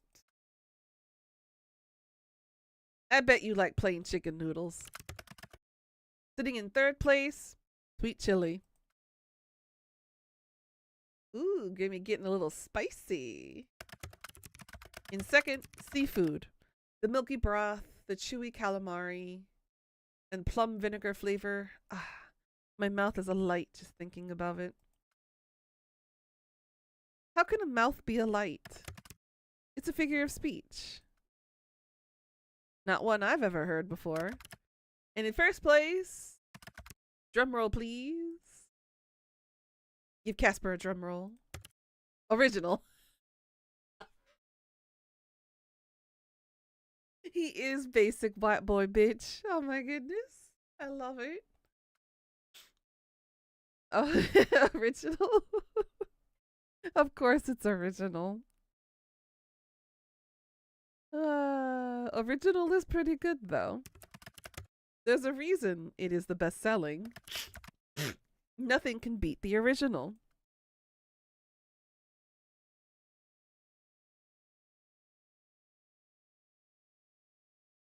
Let's see. When we live together, I'll get the shelves stocked with original noodles. Got it.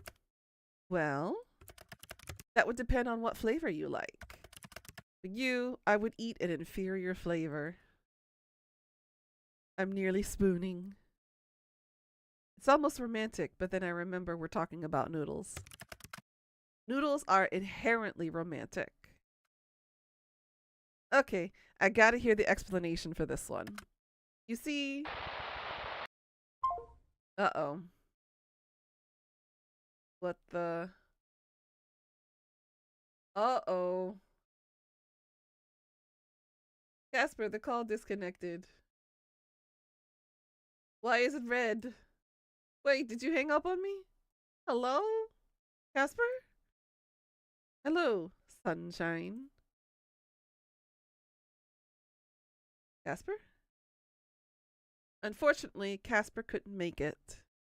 What a shame. Instead, it's just you and me. Who are you? Who I am is not important. I'm far more interested in you. The keeper of an incredibly rare soul. Sadly, that soul no longer belongs to you. My organization doesn't appreciate those who withhold their property. You are a Grim Reaper? I am Death. The one you call Casper has been infected with mortal desires and now must face the consequences. As will you. You think you can just threaten me? I know I can, and these are not threats, but promises. Perhaps you think me unkind? Then you would be correct. We are not kind, but we are just. I will give you one final chance to reconsider. Come with me, and I promise you'll face a quick end.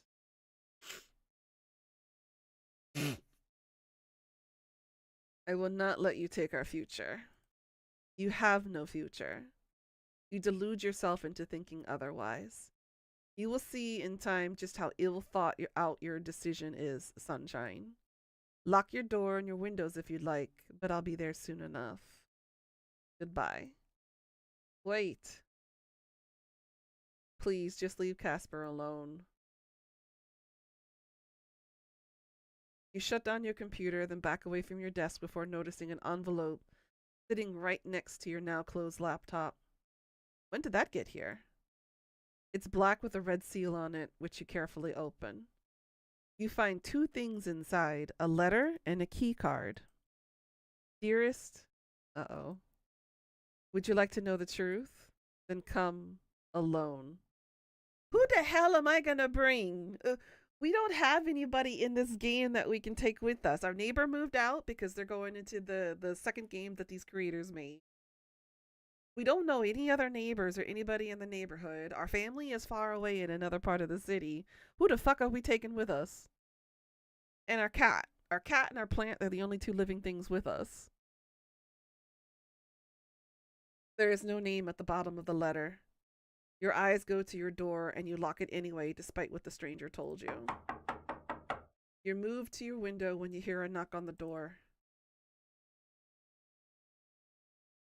Stay very still. The knocking continues. Again, a little louder. Oi, Sunshine. Casper? Who else has such a handsome, unforgettable voice? What's your axolotl called? What? Answer the question and I'll open the door. Asriel, of course. Lord Asriel the Great, if you want to get technical. Huh? I've never heard the rest of his name. You open the door and there, looking slightly windswept, is the one and only Casper. Sorry, my app was playing up and I just wanted to make sure you were okay. You grab him by the arm and pull him inside, then lock the door behind the both of you. Someone else messaged me. Someone else? Show Casper the messages. It is not safe to be here. I was right to come. What do? We have to leave. I must take you somewhere safe.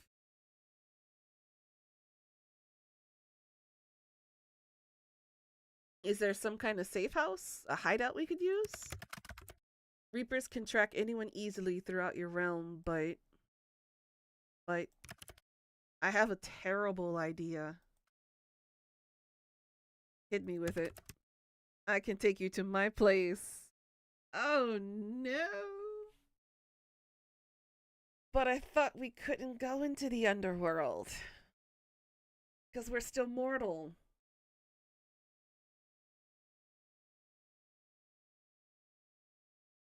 And what about Tony? Uh-oh.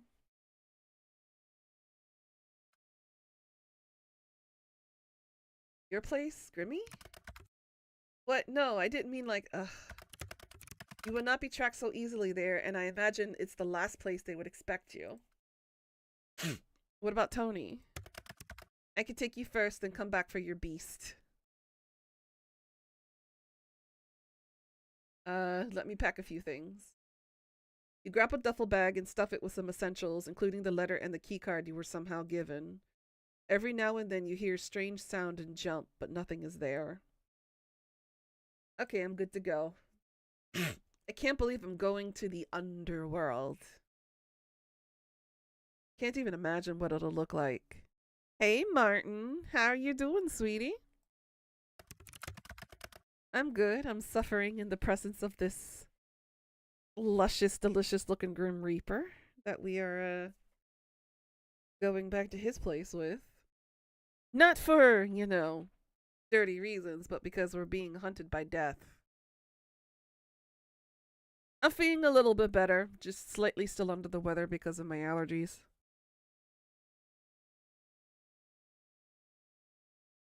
Were the circumstances different, I would rather never take you to such a place, but, well, we shall go quickly. How do we actually get there? We fly, obviously. We what? You watch as Casper pulls open the window, then steps out of here as if there was something to step out onto. He reaches his hand back to your window. Watching you scramble over my desk is hilarious, you know. Shut up. Take his hand.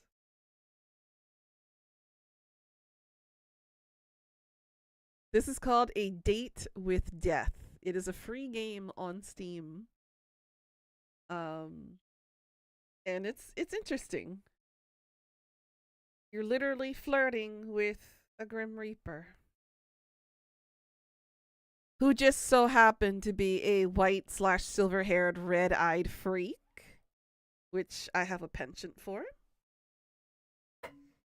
Because, you know, characters like Sephiroth, Yue, Sesshomaru, the list goes on. I have a pattern. I have a problem. You take his hand and step out onto the tops of his shoes. You look up at him. My knight in shining armor. I have never been knighted, so you must be talking about someone else. Didn't you say you'd never take me flying, by the way? Things change. I know, and that's what makes it dangerous, Martin. He does look like a vampire. But he is, in fact, a Grim Reaper. And we've just been threatened by his boss. Because he's supposed to take my soul, but we kind of fucked up, made us fall in love together. And now his boss's boss's boss, the Death himself, has threatened to come after us and terminate him and take my soul. So that's why he's whisking us away right now. You nearly cry out when Casper moves, shifting you into his arms as the two of you start drifting through the night sky like a pair of shooting stars. It's a strangely freeing feeling, flying. You'd think you'd feel fear or trepidation, but instead you just feel in awe. The world goes on below you, lights and buildings and streets and cars. It all seems so small. This is amazing. Wait, can people see us? Us? No, not at all. I don't like the way you're saying that. Then they would see you hanging onto a bird. So he can only glamour himself. I guess he can't glamour us. Casper, if I'm on the morning news, it'll be all your fault. True, but it would be hilarious. Whatever response you're about to call out to Casper is lost into the void of darkness, consumes the two of you. Your stomach drops as if you were falling. Then it's gone, and you're standing in a place you've only ever seen in your laptop screen. And now we're in his bedroom.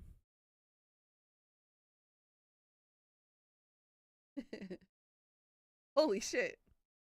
Casper gently settles you to your feet on the floor, but you can't help but notice his arms stay around you almost protectively. I would say welcome, but I hardly think it would be appropriate considering the circumstances. I have to admit, seeing you standing here, my space, I find myself enjoying the sight, while simultaneously wishing you were anywhere else. You watch Casper fiddle with his hair, worry on his face.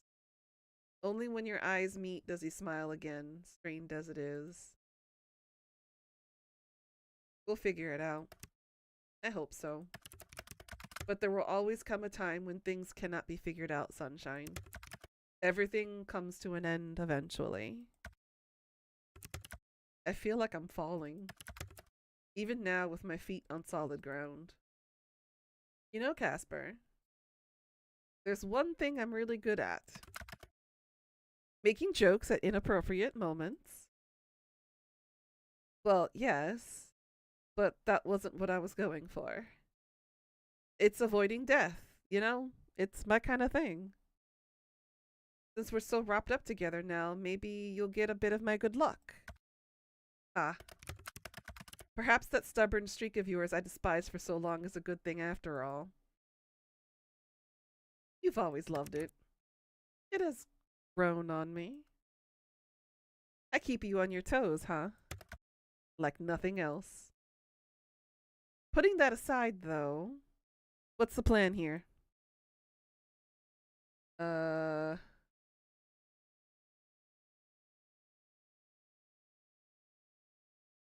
you would think the Grim Reaper would be female? The possibility.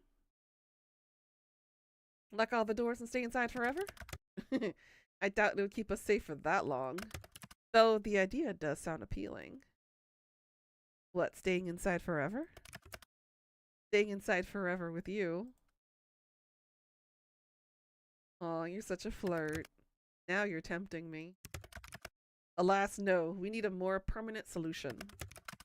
But putting that aside, anything else, you should rest. Your body is likely tired after traveling across realms. What about you? I will be back. I don't want to be alone. I'm scared something will happen to you and this will be the last time I see you. So please stay. There's so much I want to do with you. Such as... Here we go. Pika, you were correct.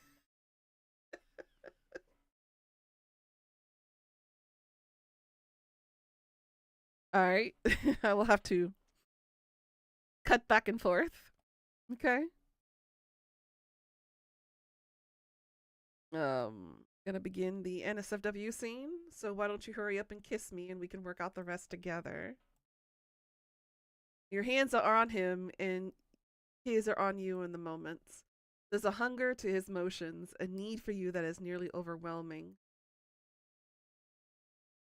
Casper's gloved hands grip your hips tightly as you kiss him, and even with the clothes separating your skin, you can feel a warmth, a heat, a buzz radiating between you. It's an addictive feeling, as if your souls were always supposed to be one, and by touching, the two of you are becoming whole again.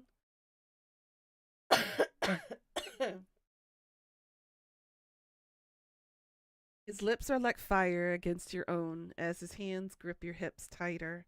His lips move to your neck, leaving a trail of kisses as he goes.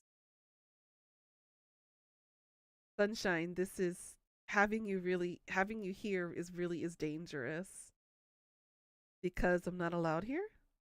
Because when you're around, I can't think clearly. Every thought is consumed by you.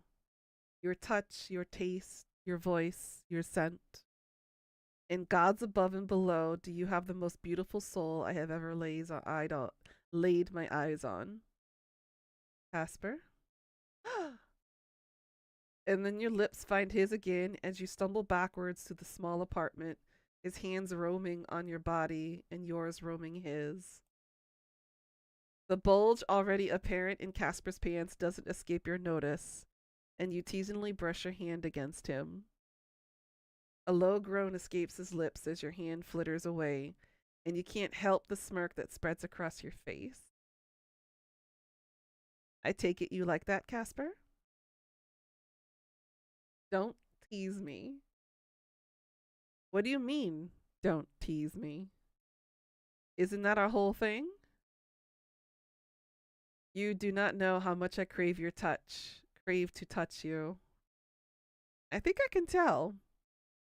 Your hand finds his sausage once more, and this time you press against it, rubbing through the fabric. It twitches against you, hard and eager, and another groan escapes Casper's lips. Sunshine? Casper? Oh! Okay. Casper, I want to feel you inside of me. The words hang in the air, heavy and hot, and you could hear Casper's breath hitch in his throat. And he's moaning. Sunshine, are you sure? Oh boy. As sure as I've ever been about anything. I've never wanted anyone as much as I want you right now. And hey, chef. I have the screen switched because it's NSFW for the moment. And that's all it takes. A moment later, your back meets Casper's bed. You instinctively reach up to cup his growing hardness, and the gasp he lets out is intoxicating. You watch as he throws his gloves to the side, desperate to feel your skin against his own. His hands move under your shirt, and his fingertips trace along the lines of your body. Every touch brings with it that buzz-like feeling, the feeling of your soul's resonating, finding completeness. Can I take off your clothes? Grim asked. You nod furiously as you start to do the same to him, unbuttoning buttons, unzipping zippers, and unbuckling buckles. And boy, does this man have a lot of zips and buckles. By the time he's managed to slip your clothes off of you, you've barely gotten half of his off. But that's not really your focus. Here, I'll give you a sneak peek. Boom! It's about to get dirty. You see the way his sausage strains against his underwear, twitching, and then finally pull it free. You feel a pulling heat between your legs, looking at his size. He's definitely not lacking.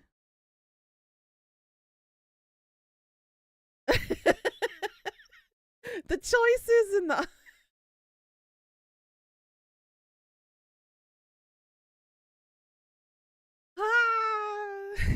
I'm dying over here.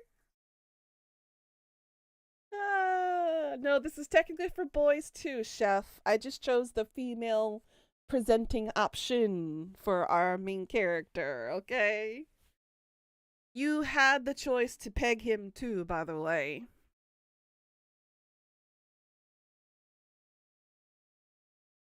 I'm going with number 2, please. Not lacking? Yeah, he's very well endowed. I can't show it on screen though, but he is endowed. We're going number 2. So god damn, I need that inside of me. How can you say something like that so easily? I'm just being honest. Don't you like it when I'm telling the truth? I want it too. I want to be deep inside of you.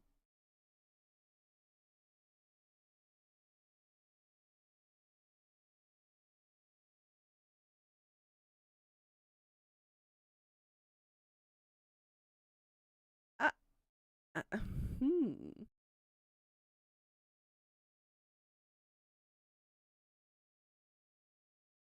Hydrate. You thirsty? I've been hydrating.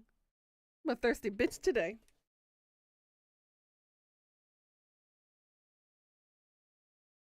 That's the thing though, chef. I'm always thirsty. His hands, no longer gloved, slide down to grip your hips, pulling them towards him. I'm so glad I changed the screen. Oh my god.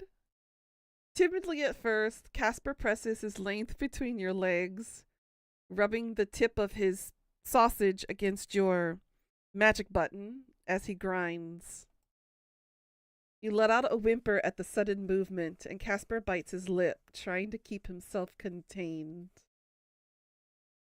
Instantly, you're reminded of your actions just last night, of the overwhelming pleasure that came from simply touching Casper. Have fun, Death. Right now, with Casper above you, rubbing his sausage against you, it's almost too much to handle. The pleasure doubles over itself, short-circuiting your system. You feel his length against you, but you also feel his pleasure on top of that. It's like an infinite loop of ecstasy, And for each moment that passes, it becomes much more difficult to distinguish what is Casper's pleasure and what is your own. Casper, Casper, please. Put it in. And he laughs. Okay. Casper's sausage lines up with your entrance, the head just brushing against you. Ah! You watch as a bead of pre-juice gather at the tip, and then he slowly pushes into you. His size stretches you out, and you grip at his arms, waiting in case of any pain, but it never comes. Gods, you are tight. Ah! Ah! In place of any pain or discomfort from his size, you feel waves and waves of pleasure crashing over you. God, this is a beautiful scene, by the way, but I can't show it. Casper's own pleasure and yours mingle inside of you. It's nothing you've ever felt before. God, it feels so good. He says our connection is almost too much. Deeper, Casper. At that, he pushes in further. You feel the way his tip reaches deep inside of you until he's filled you to his hilt. Sunshine, you feel so good. But before he's even noticed he's doing it, he starts to move. It's slow, gentle, and each thrust pushes deeper, stretching you open further. The moan comes from deep inside your chest. It's a sound that seems to reverberate throughout the entire room, and you're certain you've never ever made such a sound before. But judging by the reaction it had on Casper, he seems to like it. He's moaning again. I want to make you sound like that again and again forever. He picks up the pace, thrusting faster and harder, consumed by his desire to please you. His hips crash into yours with each motion, and the sensation of being taken by Casper like this is indescribable. If touching him like this is an electric current, fucking him is like an entire damn generator. You don't even need to reach down and touch yourself. There's no need. Though through Casper, it already feels like you're getting double the stimulation. Your eyes screw shut, your head tilts back, and the moans that leave your mouth are loud and unashamed. Sunshine, look at you. You take me so well. You are everything.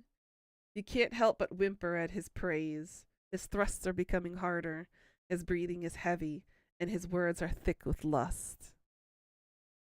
I can feel the way you tighten around me. It feels so. He groans and pants above you, his fingers digging into your leg as if to keep him from coming. Not yet. Those words echo through your mind, and you're sure the same words are on his tongue.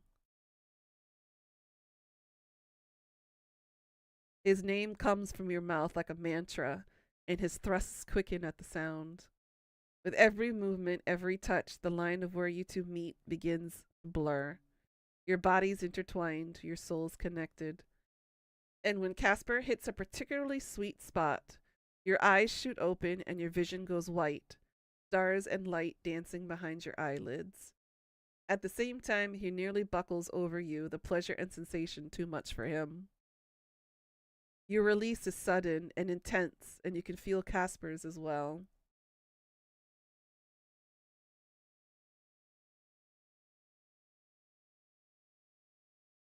Juices spill out, covering his sausage and your walls, and a soft gasp leaves your throat as he continues thrusting, riding out the both of your orgasms. Look at that. Look at that. Look at that gloriousness. I love the fact that his fangs have like peeked out over his mouth now. Sunshine. His voice comes out breathy and low, and the sound sends shiver up your spine. Casper? He's leaning over you now, his body pressing against yours. That was 9 hells. I never knew it could be so good. It's like we were made for each other. A week ago, I would have laughed at the notion. Now, I find it hard to deny. When I am inside of you, it feels as if the universe has finally come together, like pieces of the puzzle have fit. You and I together, it makes me feel complete. I do not understand it. I find it infuriating not to understand something you explain. But perhaps this time I can accept it. We should clean up. Not yet. Stay inside me for a bit longer, please. You watch his cheeks become 3 shades redder somehow. You should not say something so God's above and below, you've made a mess of me.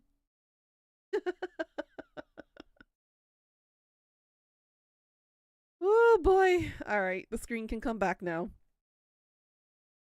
It is sometime later when you rest in Casper's bed. He lays on his back, you lay on his chest.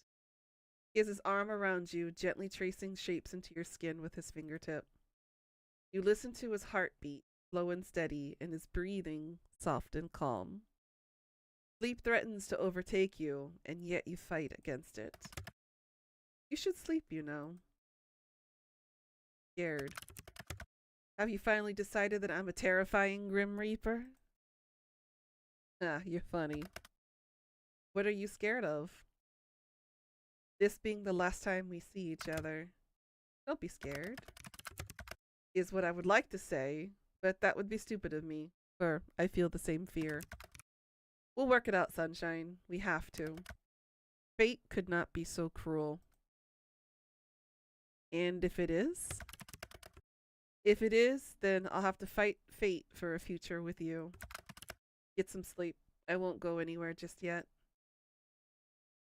Okay. I love you, Casper. I love you too, dearly. Stay safe, okay? I will try my best. He kisses you on the forehead so very gently. Your eyes grow heavier and heavier, and finally, sleep overtakes you.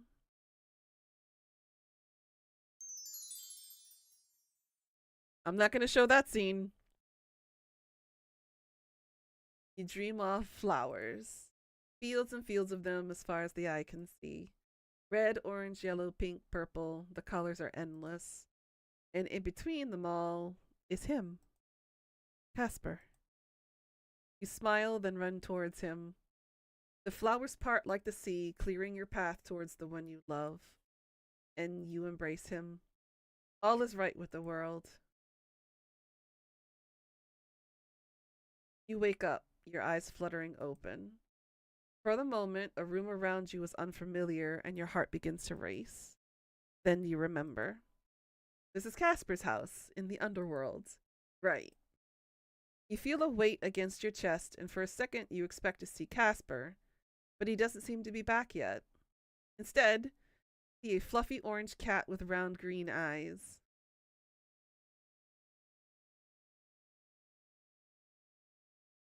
Aren't you the cutest little thing in the world?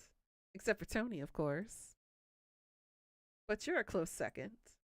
The cat stares back at you, eyes wide. Then a sudden poof of smoke goes up in flames. You jump away and out of the bed as it runs off, ducking under a shelf and finding its way out of the house. This cat really just burst into flames? This place is wild. You stretch out your shoulders, yawning as you look around the room. It's strange to be standing here after seeing it over video call so much. You glance towards Casper's computer. You're not sure why, but a sense of nostalgia wells in your chest. How amazing it is to know that that man sits right there and spends his free time chatting to you. There's a deep fondness for Casper that wells within your chest, but for now you force it away. Where is Casper? Can't keep that question from your mind. He said he'd be back, but judging from the lack of baby girl energy in the room, he hasn't returned at all yet.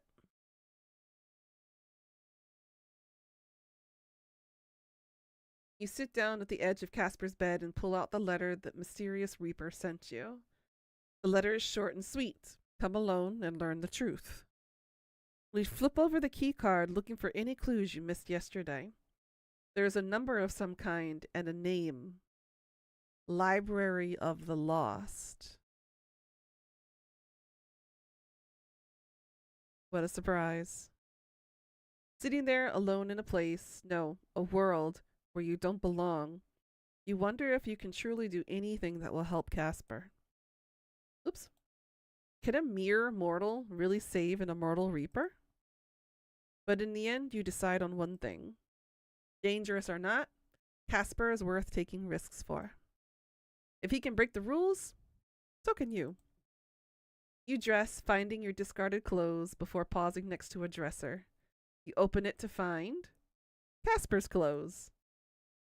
Cloaks, gloves, hats, there's all kinds of things in here. But overall, you can't help but notice everything has so many belts.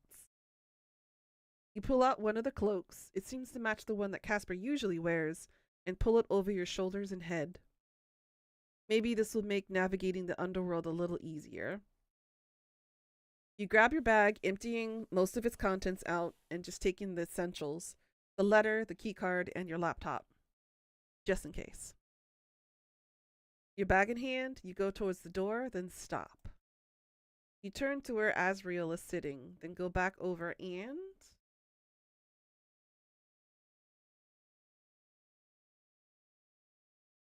tuck him into bed. There we go. Nice and cozy. Hold down the fort, alright. You turn back towards the door, then finally head outside.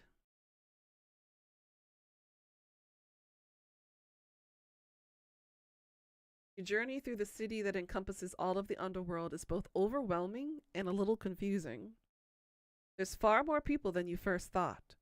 People who don't look so different to any normal mortal. But there's also people who look far different to what you've seen before. People with wings and tails and horns, or skin in shades of pinks and blues and purples. You walk along, your head down, trying to ignore the eyes that watch you. Are they watching you? You're not sure, but it certainly feels like it. Despite being morning time, there's no sun in the sky. Above you is just blackness, without a single star. You find it a little sad, honestly. Eventually, you find your way to the place you're searching for. The library. Thankfully, whoever is in charge of the signage in the underworld is earning their keep. From the outside, the library is a large and imposing building, with wide steps and tall columns. It's also strangely empty. There are no people here at all. Just silence. Slowly, you walk up the steps. At the front door, you scan your keycard, waiting for the alert security that you're here. Nothing happens. You try the door. It swings open easily, and you step inside. Ugh. The library of my heart. This inside is vast. The ceiling is impossibly high, and the alcoves lead to shelves that are full to bursting with books. You feel as if a single person could spend their whole life in here and still not find everything they were looking for. But still, you try. Let's see.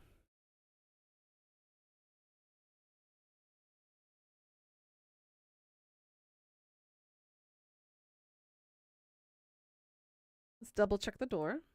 It opens when you test it. Phew.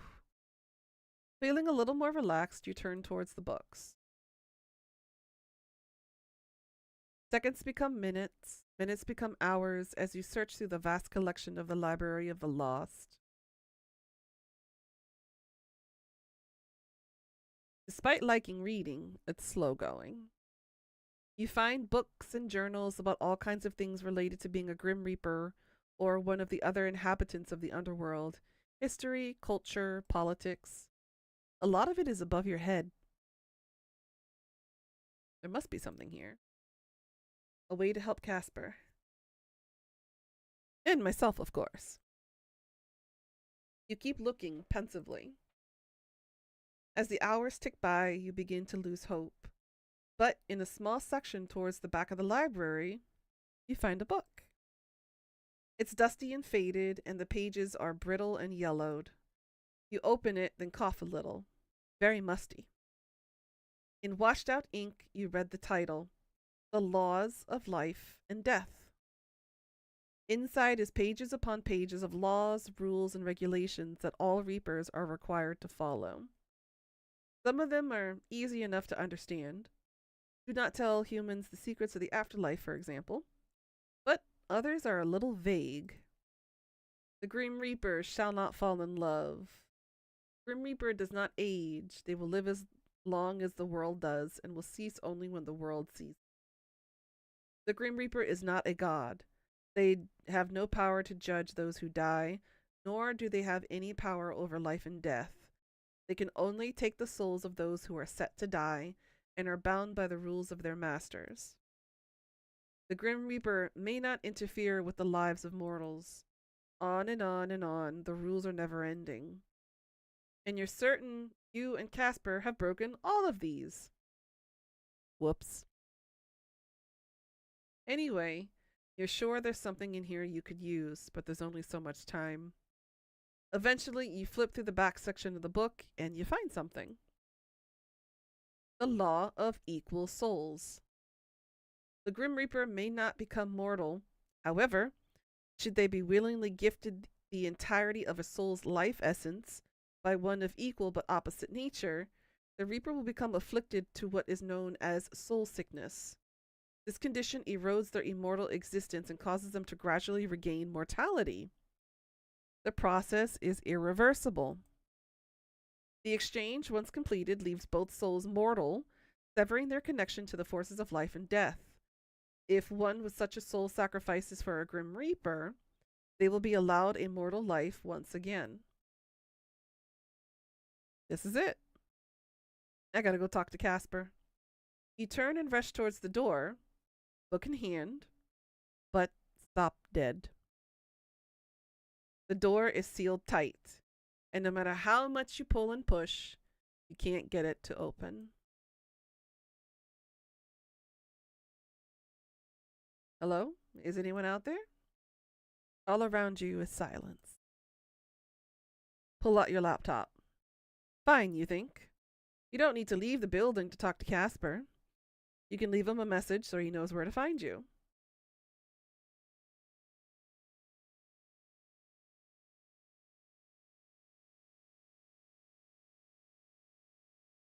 Oh, it's back to being blue again. Casper. Me. In case you forgot somehow. To be honest, I think it would be impossible. Anyway, sunshine! Whoa, no need to yell. Go back to lowercase, please. Where are you? Big library? Your what? Yeah, I know. Sorry, Grimmy. I know I shouldn't have left. What are you doing there? I knew there had to be something here. Something to help the both of us. And so you went all by yourself? Stay right there, I'm coming. Wait, I found something. Then tell me about it in person. I might do something stupid. You're always doing something stupid. It's a problem of yours. You have no regard for your own life. You're worth risking it for. Sunshine, I could not handle it if something happened to you because of me. No matter what, I need you to be safe. What comes of me is secondary. Sorry, Casper, no can do. Are you back at your house now? Yeah, I just arrived back to find you gone. I thought. That's my bad. I know I shouldn't be wandering about here, but look, accept this, okay?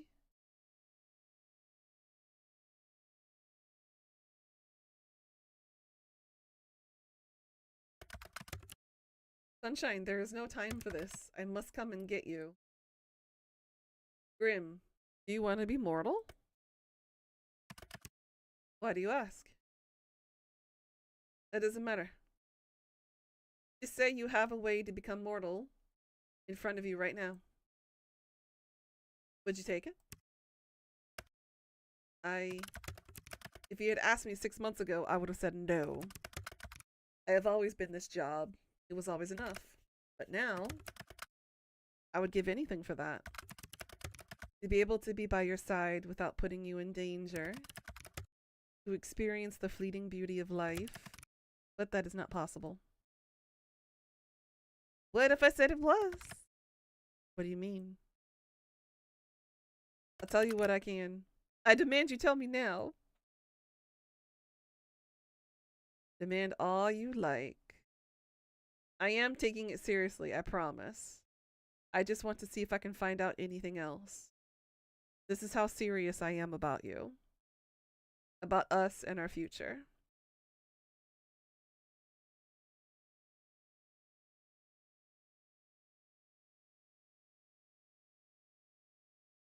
I am not letting you get hurt while I sit in your apartment hiding. You can depend on me too. You are an idiot, you know that? Yeah, I'm very well aware. I'm an idiot who loves you. You'll be a dead idiot if you keep this up. Hey, then you'd win our bet at least. I do not want that in the slightest anymore. Do not depart that building. I'm leaving now. Fine. I'll be a good girl and wait right here. Gods, I'm an idiot for getting involved with you. My special little idiot.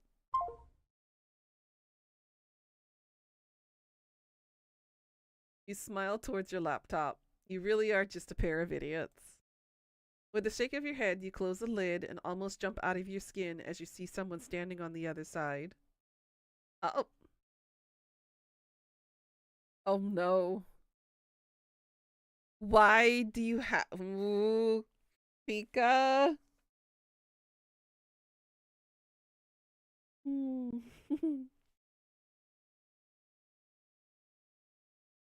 Oh no.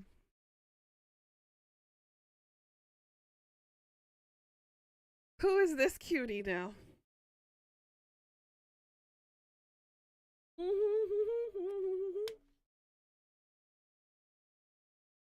Oh boy. Ooh,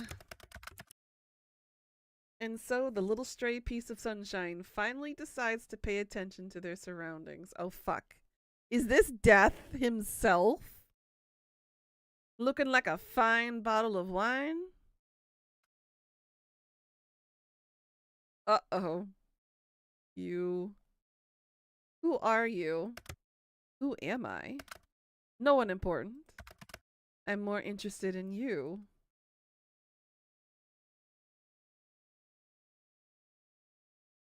I'm pretty boring, actually. Yep, just another boring old Grim Reaper. A Grim Reaper, really. You see my cloak? It screams Grim Reaper. You're funny, I'll give you that. Funny in a pathetic kind of way. Ooh, his cut is... Oh boy, I'm having trouble. A threesome? Mm-hmm. Let's cut to the chase, shall we? You're supposed to be dead. Reaper 8394 of the 13th station, the one you call Casper, has gone against the natural order of the world in order to keep you alive. I guess Reapers love buckles. It's not like I'm trying to stay alive here. Casper, bless his heart, did actually try his best to kill me. Maybe if I'm not dying like I'm supposed to, then I'm not meant to be dead. That's not possible. But I believe you know why you're still here already. You have a very special soul. A soul that belongs to our organization. Pretty sure it's mine. You have borrowed it, you could say. But it does not belong to you. As much as I would love to stand here and chat with you, I really don't. You will hand over your soul as instructed. If you do so quickly, then perhaps we will show some leniency to your Casper. Would you really? No, no, no, no. How do I know I can trust you? You do not. Only a fool would trust someone they have just met. Look around the room. You look around the room, it's empty, save for the two of you. Casper hasn't arrived yet. You need time. Fortunately, if you're good at anything, it's stalling for time with bullshit. So, let's hypothetically say we have a deal. Good, then. Don't get ahead of yourself. I said hypothetically.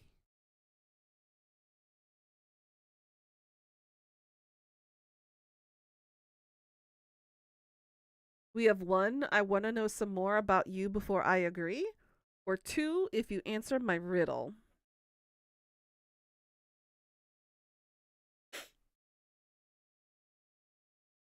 I kind of want to know more about this death character. He's kind of a cutie. He's got a very nibbly neck. I love that earring of his he has. And his cut, those abs, and those pecs he's got underneath. I need to know more about this guy. What is there you could possibly want to know? Your name. I do not have one. Favorite color? None. Lucky number? 666. I feel like I should have guessed that one. Favorite vowel? Who has a favorite vowel? Me? It's you. Because you are my favorite. Now it's your turn. I do not feel any special connections to any vowel in particular. Are you sure? Really think about it. No rush. This is an important question. Enough. I grow tired of your silly little games. Vowels and colors and numbers and names do not matter. All that matters is your soul. Sunshine! Casper! The door slams open and there, standing in the doorway, is none other than Casper. He looks at you with relief before his eyes finally find the mysterious Reaper standing in front of you. 5012? Hello, Casper. You two know each other? Indeed. I would say we know each other quite well, wouldn't you agree? What is he insinuating here? Are they lovers? Brothers? Cousins? His father?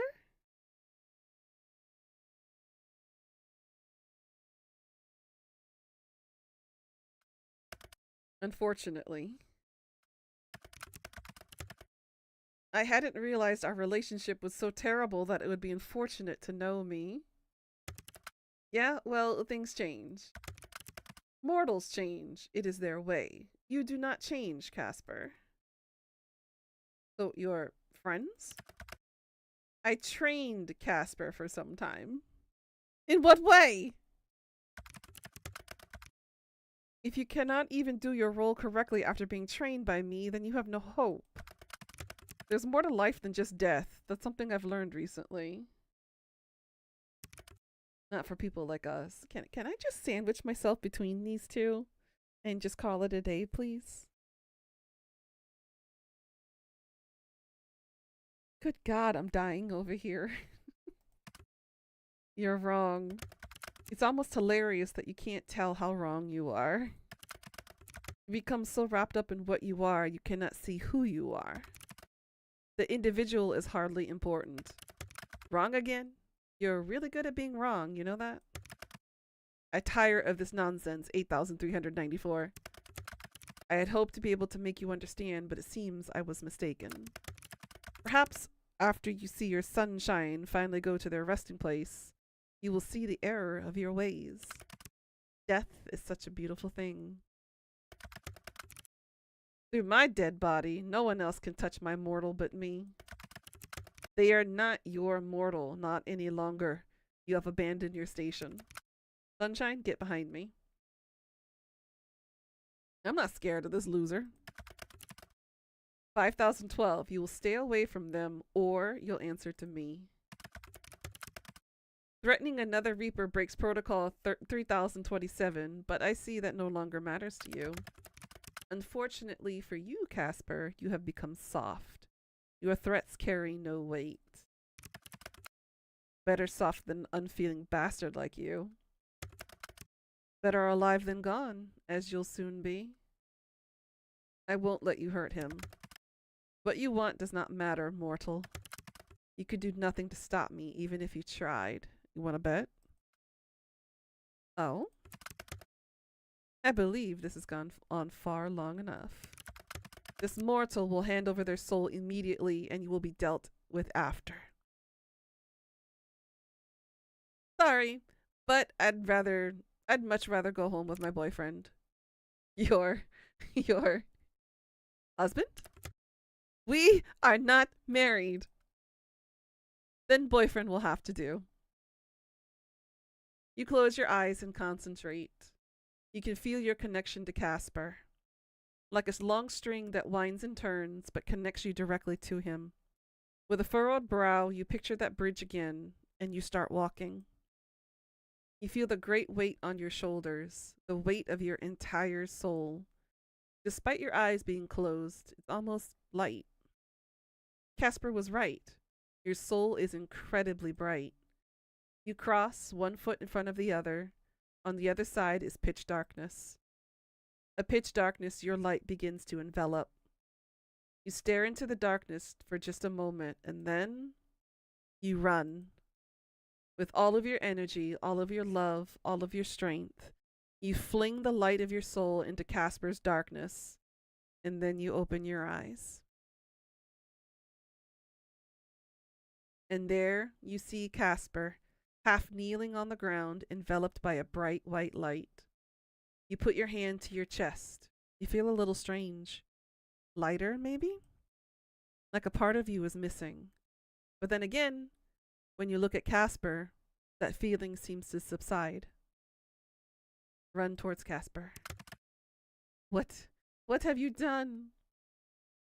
The law of equal souls. Maybe you've heard of it? Sunshine? I found out about it here. That's what the soul sickness is, Casper. That's why you can't stay in the mortal world for too long. It makes you human. Slowly, though. The soul sickness makes us human? It's not a sickness at all. The law of equal souls say that if a Grim Reaper is gifted a soul of light, they become mortal and get to live as one. It's more concentrated soul sickness. You would give that up for me? Casper, there's plenty more I'd give up for you too. You can't just... Do you feel any different? Tired, I think. Then we better get you tucked up in bed. Turn towards the mysterious Reaper. He's human now. You have to follow your rules. Send him back. Wait, what? I'm not going anywhere without you. You two have messed up everything. It's my soul you want. Let me go. Your soul? That part of your soul we want is gone. Now you're just a regular human like everyone else. Look. He holds up a piece of paper. At the bottom, you see your name, and then it vanishes. You are no longer marked for death. I am no judge. As much as I would like to see the two of you punished for this, that is not for me to decide. Unlike someone else here, I take my role seriously. Fine. I shall send you back to the mortal world. And one day, when your time comes, I will be there to take your souls. Aw, you like me so much you want to see me again. Goodbye, mortals. Ugh, he's no fun to tease. Darkness surrounds you, and you feel as if you're falling. Your stomach almost jumps up into your mouth. You flip and tumble through the air for what feels like an eternity before it all fades away and you're back in your apartment. Tony is sitting on your bed. Your laptop is on your desk. Your bag is sitting on the floor. Azriel's head sticks out from the top of it somehow. And standing across from you is the kindest, stupidest, most lovely man in the entire world. You. He rushes forward and hugs you, holding your body close to his. You hold on to him tight and finally notice your hands shaking ever so slightly. You actually pulled that off. It really worked. And now you're holding your most important person so tight he might pop. Sunshine, you. You gave up too much for me. It was my pleasure. Thank you. I don't know how I could ever thank you enough. Do you still like me without the whole soul connection thing? He pulls back from you, then looks you in the eyes. I don't know. Do you still like me without the sexy Grim Reaper thing going on? Let me think about it. Yeah. He cracks a smile at that. God, what a foolish mortal I've become intertwined with. Hey, hold on a second. You're a foolish mortal now too. Damn, I hadn't considered that. I'll need to come up with some new insults. But what now? Well, the rest of our lives? The rest of our lives sounds good. He kisses you gently. Your souls no longer vibrate when you touch, but there's something else there now. Something you find it hard to describe. It feels a little like fireworks, you think. A special kind of firework, just for you and Casper. Ending 6, Bloom. So we've got ending 4 and ending 6 we just did. Oh, that was so sweet. I would love to figure out if there's a soul baby ending. Except, wouldn't we be making a real baby instead of a soul baby now? Guess he lost his power? But yeah, I like this game. Cute.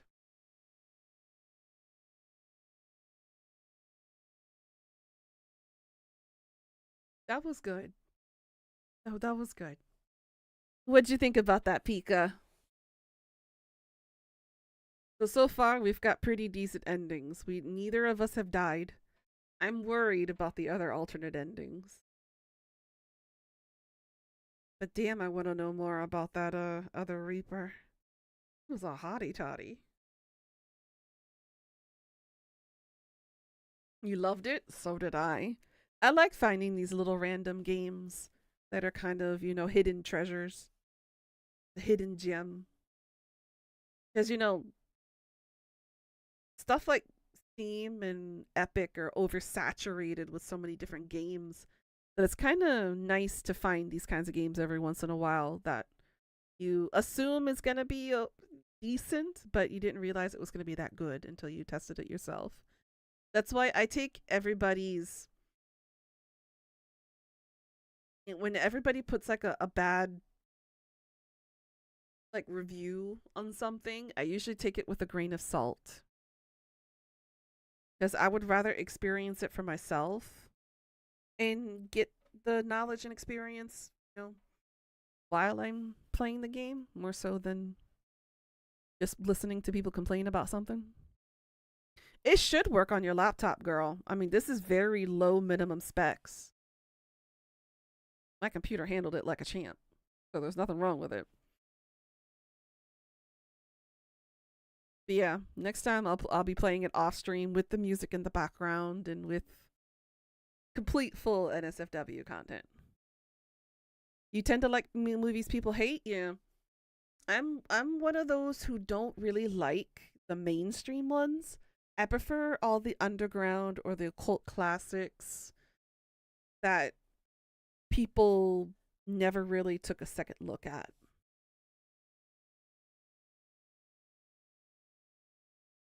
I like the odd ones. I like the weird ones. I like the ones that don't have, big class A Hollywood actors and whatnot. I like all the underground ones. And this is definitely one of those. Yeah, again, this base game for it is free. The DLCs are just $5 each. Roughly around $5 each. Go ahead and enjoy the game yourself and find the alternate endings. And you can change your character. You can have your character as a binary, male, female, or other. So it's very inclusive. Feel free to enjoy it as you will. But this was a good one. I like this little golden nut we found in the mess of the dating sim games. I forgot how I found this game. I think it popped up on my recommended list when I was looking for other dating sims. And I was like, hey, it's free. I'll put it on my list. Had it on there for a couple of months and I'll check it out. You need to get a Steam voucher, so if it does work, you definitely want the DLC. Yes. The adult DLC, the NSFW one, is free, by the way. You don't have to pay for the NSFW one, but you'd have to pay for like all this extra content past day 7. So with the DLC, you get 3 extra days with extra scenes, and I think 2 or 3 alternate endings. But yeah, it's definitely worth to get the DLC in order to get the extended stuff. Because we definitely learned a lot more about the Reapers and the underworld, and we got a little bit more depth of character development with, Casper. We actually got to see a little bit more than his cold demeanor usually.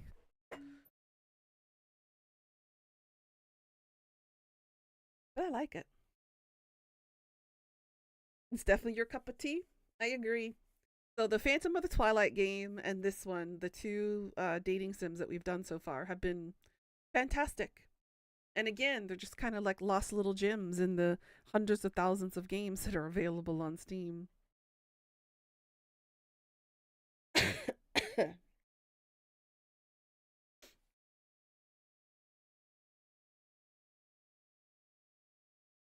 You definitely got to see a lot more of Casper. I'm sorry. If it wasn't for the TOS stuff, I would have showed it, but can't.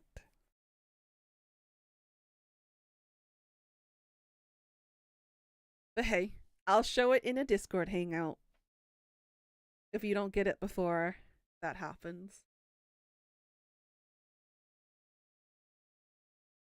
But yeah, that is the end of A Date with Death.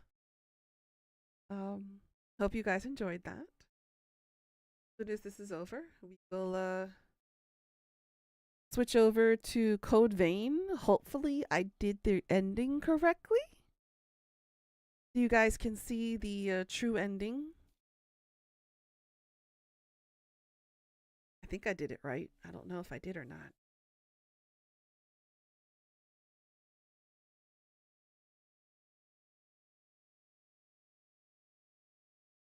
But yeah, that was good. I loved it too. I'm gonna dip back into Code Vein. I'm right at the final boss fight. So hopefully with what I did off stream, it should have the correct ending. I believe I did, yes. Wait. There's something extra here. Hold on. Everywhere you look, you see bright flowers in bloom. A brilliant blue sky greets you from just outside the window beyond the green, outstretched arms of the many potted plants that are displayed there. The scent of freshly cut flowers and dirt is strong, but not overwhelming. Your shoes tap against the smooth hardwood floors as you make your way behind the counter. Here it is, your little slice of heaven on the bottom floor of your apartment building. And there he is. Your other little slice of heaven wearing his silly little apron. You love that silly little apron. You know, those top shelves in the back room aren't going to restock themselves. No, I suppose they will not. I also suppose someone will have to do something about that. Yeah, you. It would be a lot easier if I could just float up to it. Gotta do the things the mortal way now, Casper. Well, I think the mortal way of doing things is inferior. If you want, you can stand on my shoulders. When I woke up this morning, I was thinking I'd like to break my neck today. That sounds so wonderful. You're getting good at lying now, Casper. That's your fault. You're a bad influence on me. A bad influence you love. Very much. You quit your job not long after coming back to your apartment with Casper. He had nothing. No birth certificate, no identification, nothing. Starting over for him would be tough. Tough, but not impossible. You ended up here with your savings spent on a small store below your apartment. It's both something you and Casper loved, something that connected you. Flowers. Almost every day you get to see Casper experiencing something new. Sometimes it's nice things like the first snowfall or the spicy noodles from the noodle place around the corner. Other times it's the more annoying parts of mortality, like paying bills or not being able to float up to the top shelf. But no matter what he's experiencing, you're there too. You get to see it all. And you couldn't be happier. You sit on the edge of the counter and smile towards Casper. The sunlight hits him just right, making his red eyes sparkle like gems. Life is really good. Hey, Casper? Yeah? You always said that sunflowers suited me. I think they suit you just fine, too. That's your fault, you know. You went and ruined a perfectly good Grim Reaper's soul with your terrible, terrible light. That's why they call me the corrupter of souls. No one calls you that. They should. You're insufferable. But I'm glad to be stuck suffering you. A simple I love you would suffice. I love you, sunshine. More than anything. I love you too, Casper. Now get off the counter and come help me. Yes, sir. You hop off the counter and step towards Casper. Every step one more towards your shared future. Life is just perfect. Aww. That was so sweet. I love it. Aww. That was cute. Like I said here, Beyond the Bet, you gotta pay for. Expansion DLC, you gotta pay for. The adult patch is free. And the art and guidebook, you have to pay for.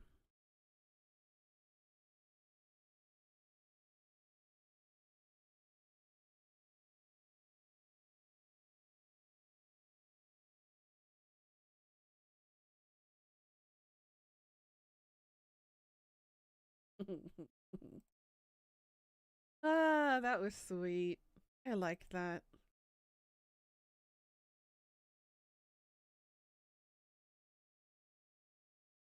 Yay. Alright, Code Vein, here we come. Hopefully I did it in the correct order.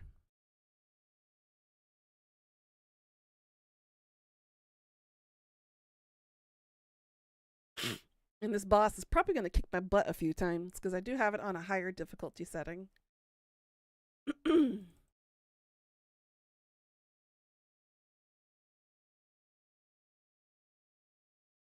That left me with good feeling. Like a nice little tingly feeling inside me. Although I kind of wish it was Casper inside me, but you know, I'll take what I can get.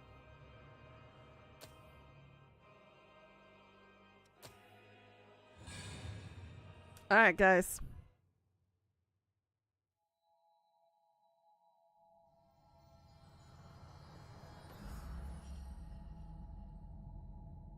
Don't get too wild out there. Alright, so I got Yakumo's sword. We're twinning. Literally. So this is my current setup. I'm at level 263.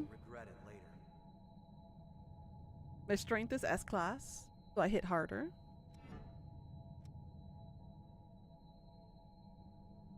Thanks, Pika.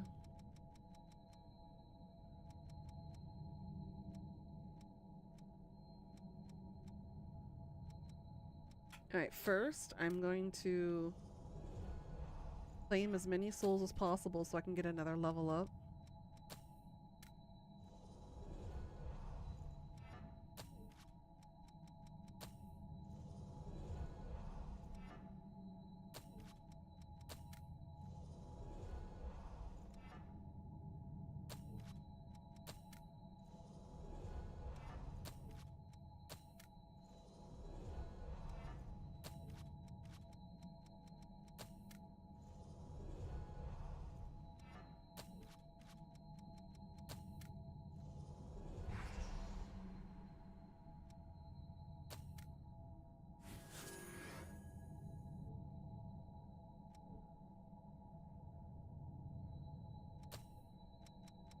And I believe I have all of the inherit gifts now. Welcome on in. I hope you enjoy your stay.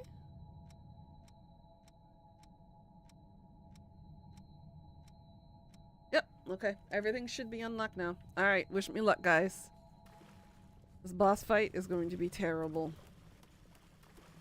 And this is the final, like, final fight before the end again. Hopefully I did everything correctly in the correct order this time.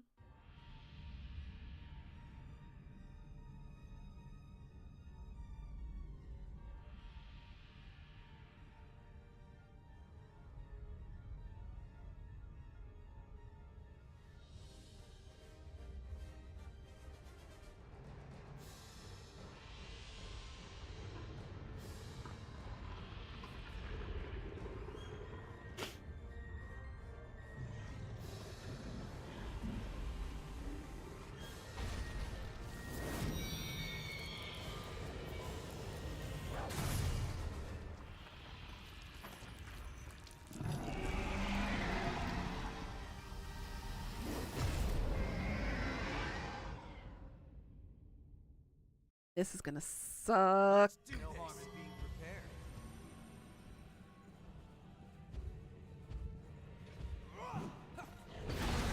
Oh my god, already? Oh my god. Oh my god. No!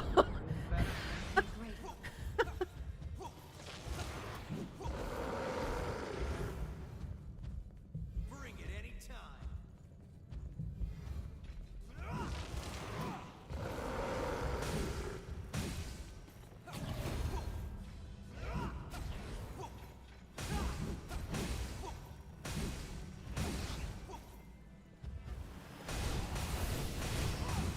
Get ready.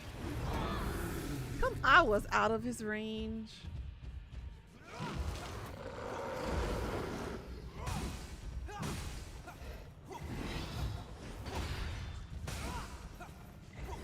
Oh, it's been a hot minute.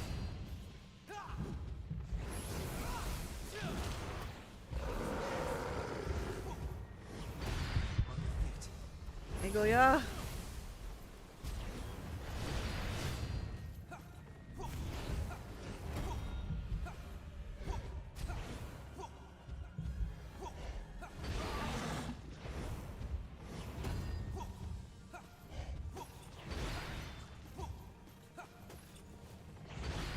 Come on, let me attack you with this.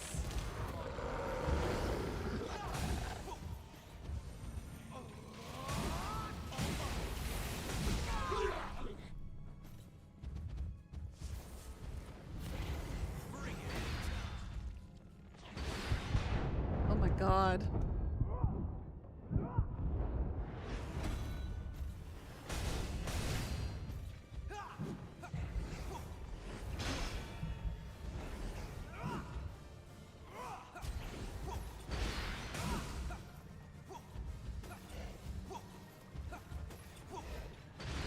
won't let me do it to him. Why? Is he resistant? Watch your regeneration there.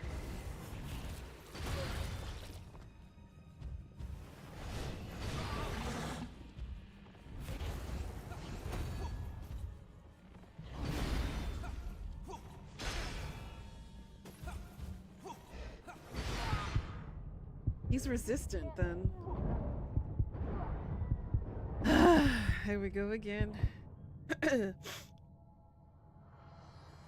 back up, huh?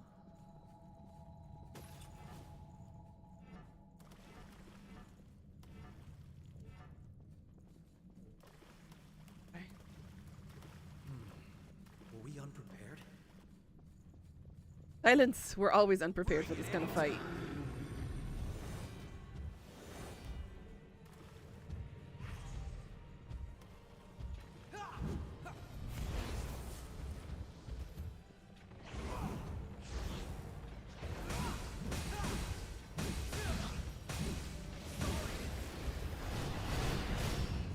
Damn it, I missed. I missed again.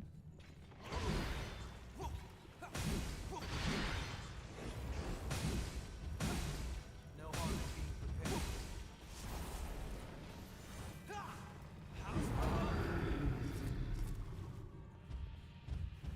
Heal, Yakumo. Bring it anytime.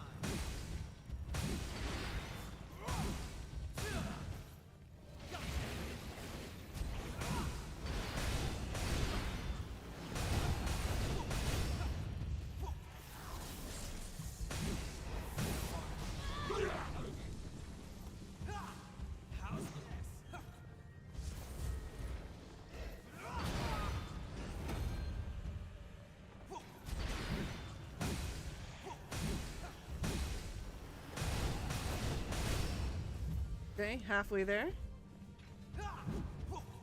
Bring it anytime. Get ready. That was a trap.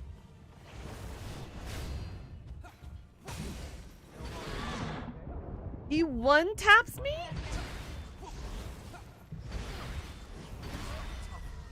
Oh, fuck.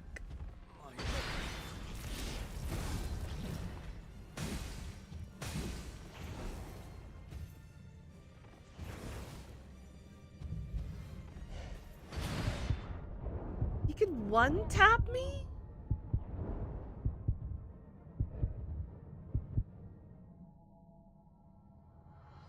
Oh, you're up again. Alright, let's try and switch partners and see if that'll help. Try Ava. By the way, I did save her.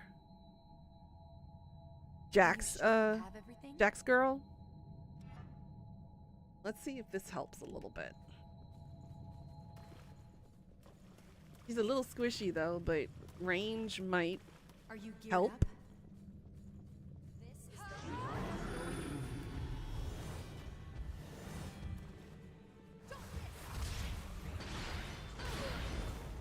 Come on.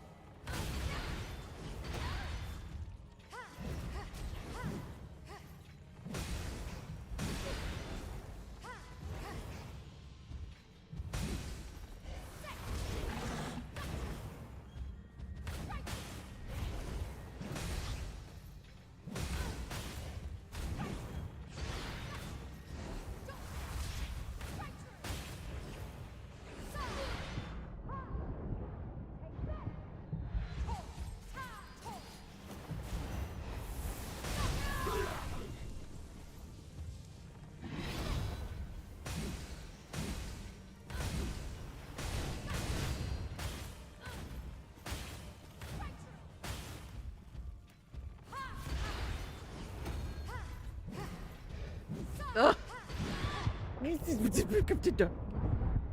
Fuck.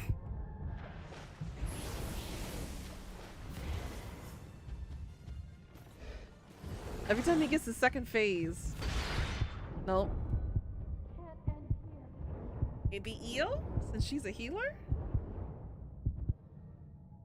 I see you're up.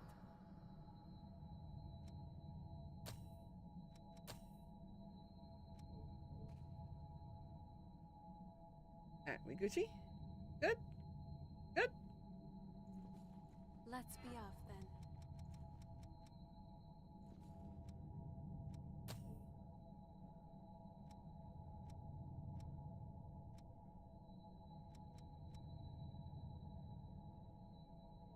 Please don't do anything you might regret.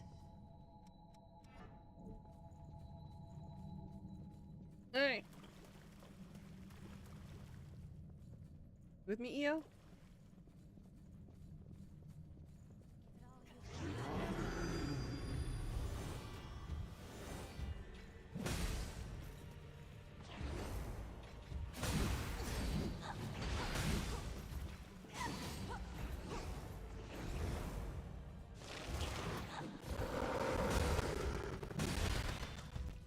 Damn it.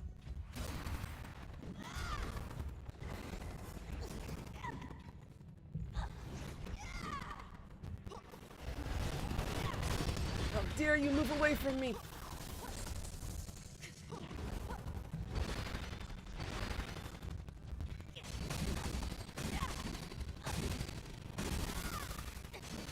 Move away, move away, move away!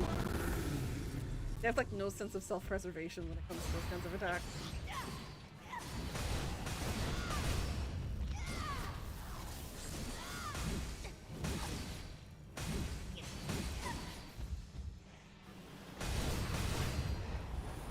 Again, couldn't move out in time.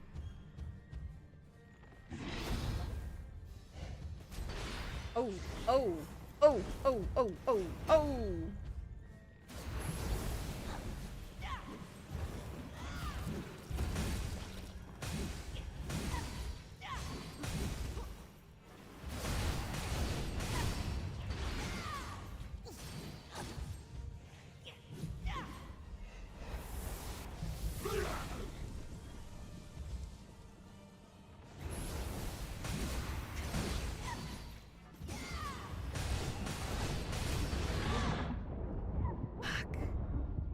Single tap is so bad.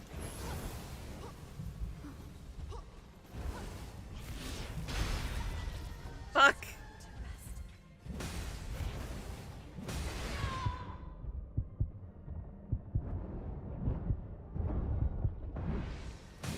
Got a little bit further with Io though.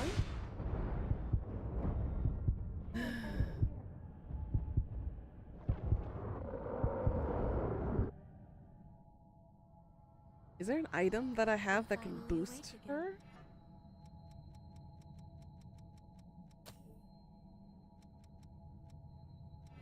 Or is there a skill?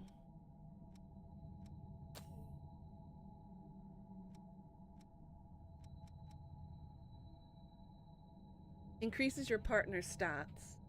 Okay. We may need to adopt a new strategy. Girl, we working on it.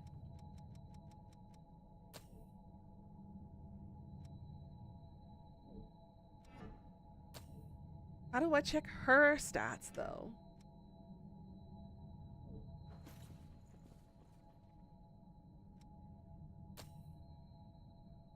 It doesn't really show.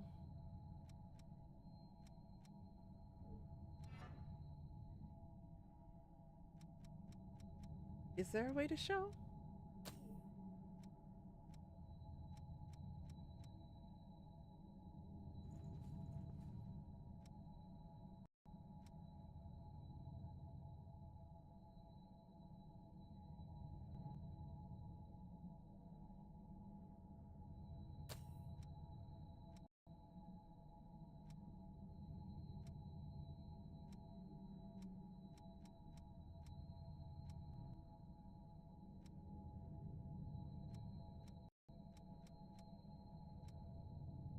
Help.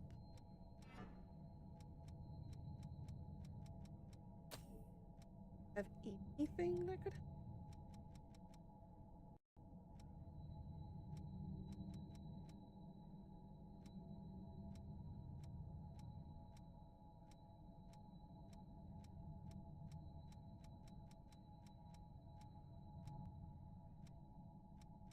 This is our.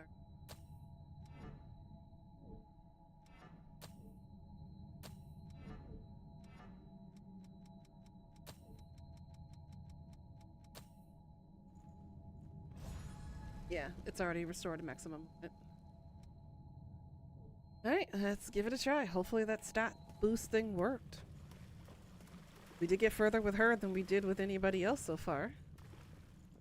We will seek out and find our victim.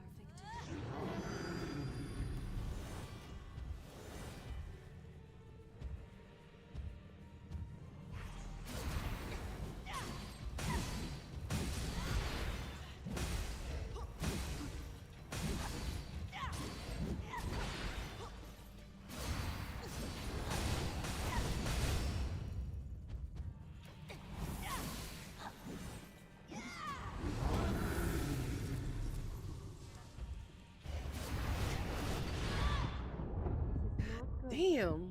Tend to your wounds.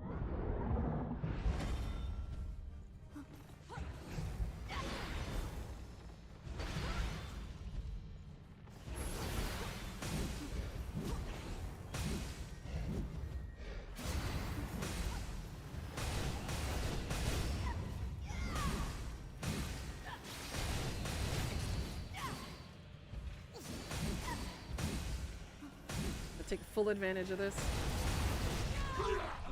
It was worth a little damage.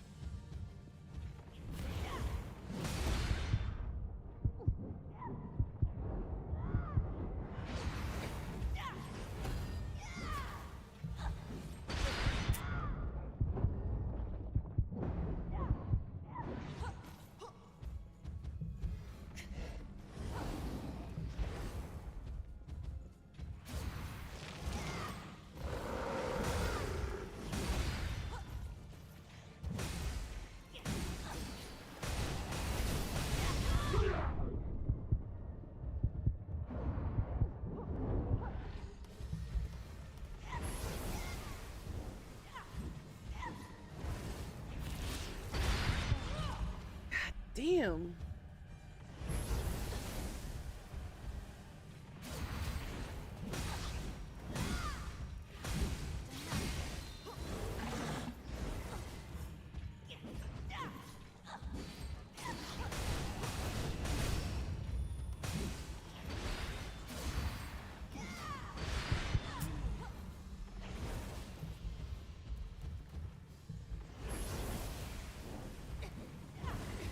I ran right into that. Can you still regenerate?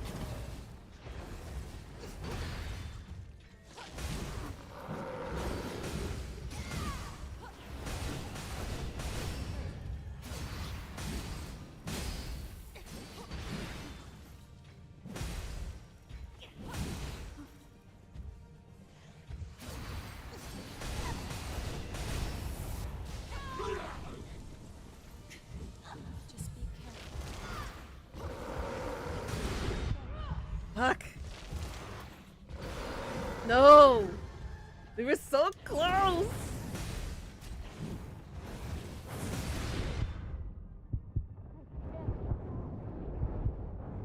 We're so close. We were right there. Good morning.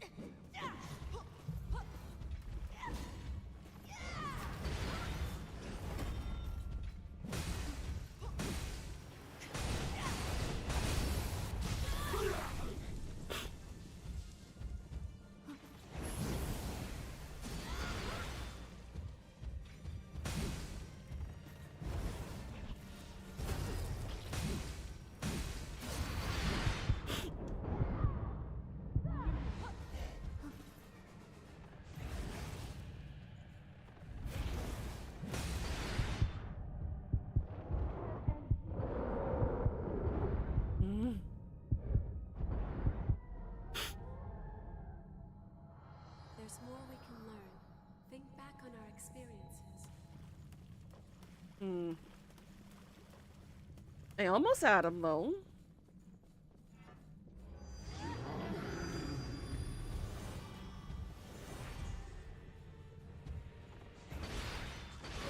What the fuck? That shouldn't have hit me. Ah!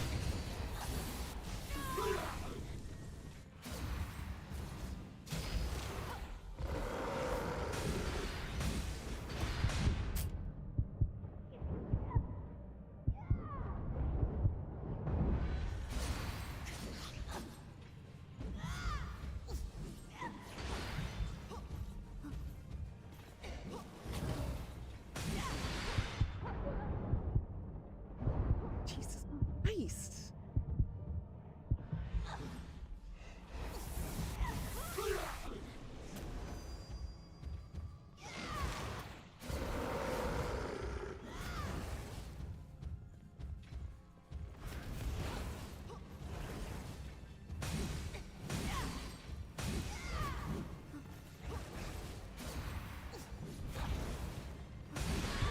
Every time.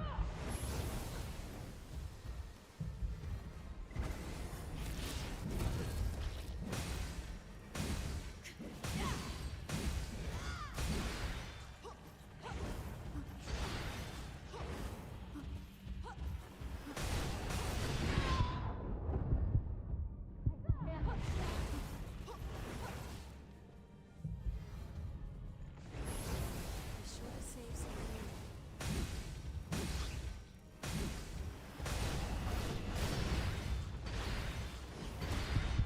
Jesus Christ.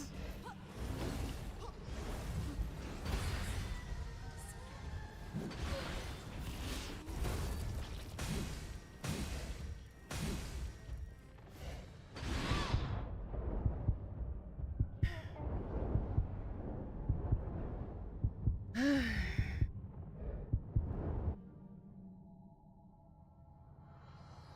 We were was so waiting close, for you. EO. So close.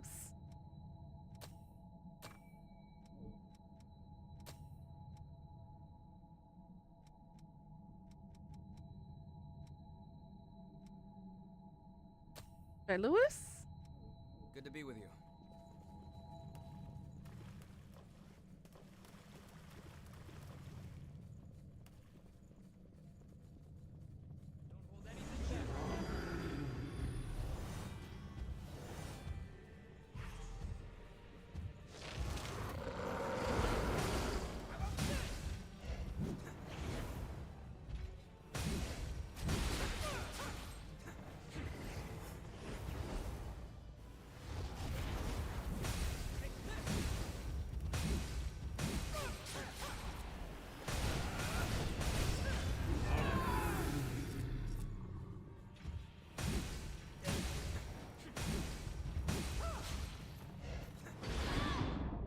Come on.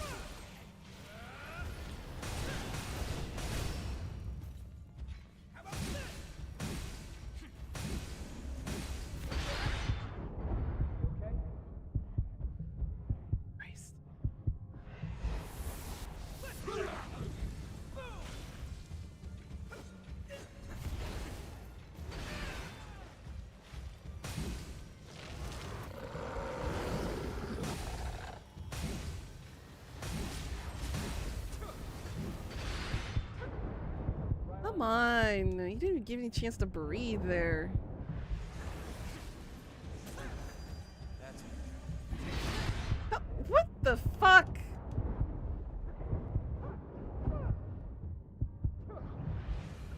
Be sure you save some regeneration.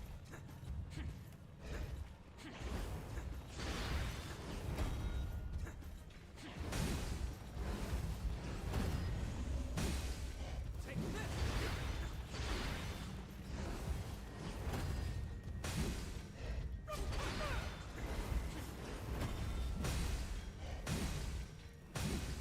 You almost have it. Stay sharp.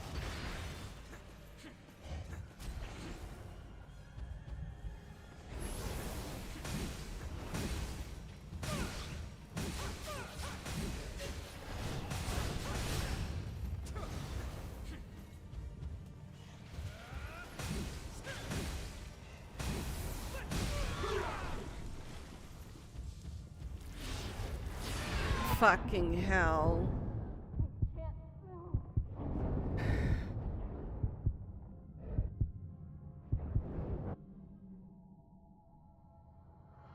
do you feel? We were close with you, Louis. We were close.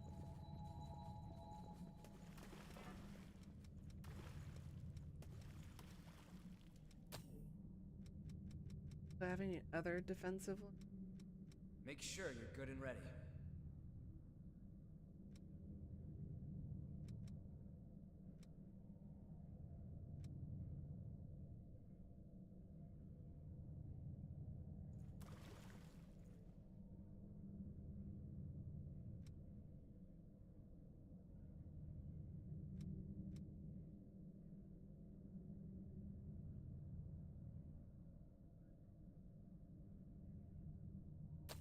Guess that can work. Staggering resistance? We can do this. I know it. That's it.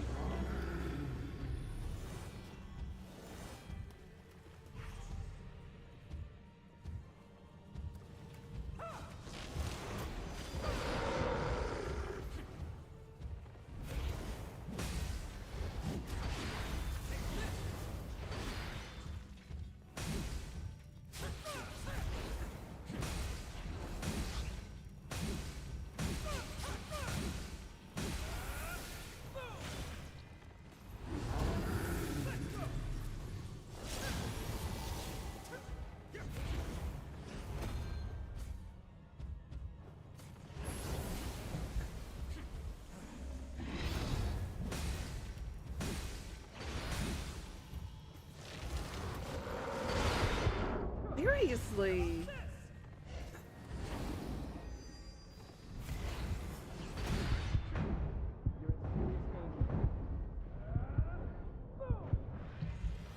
Take this.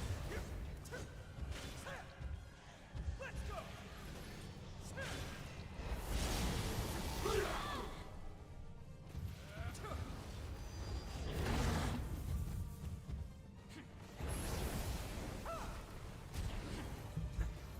Take this.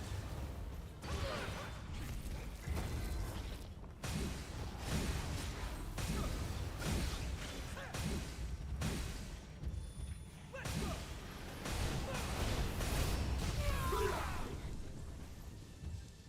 Take this. He's after me first. Yep, how did I know? You okay? Fuck you, dude.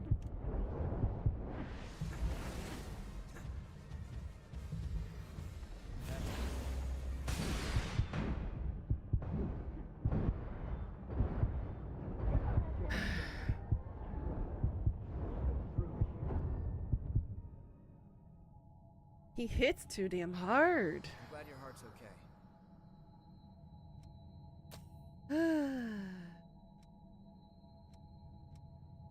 Jack?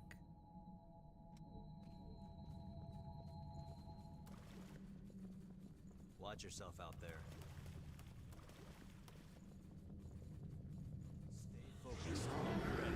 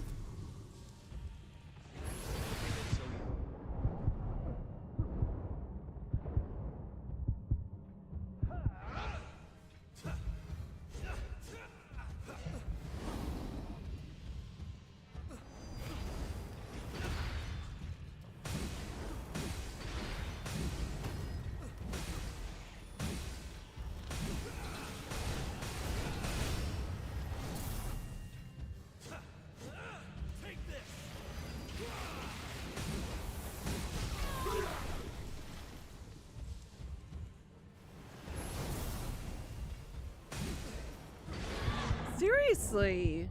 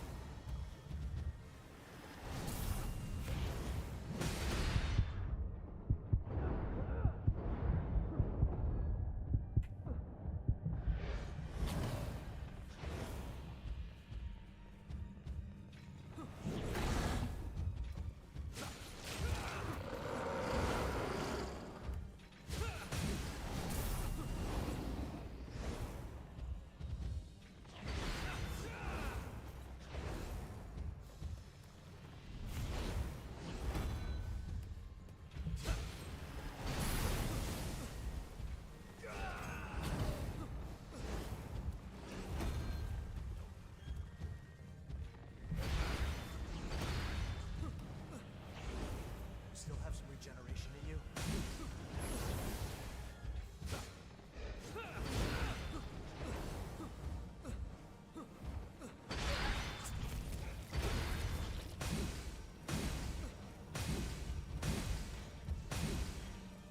Make the most of what you have. Take this!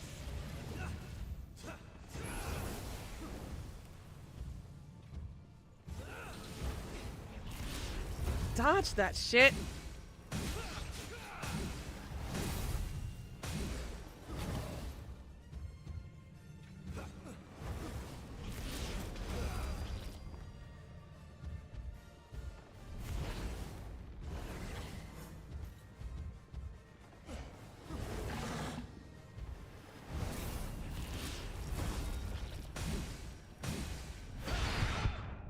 Good God.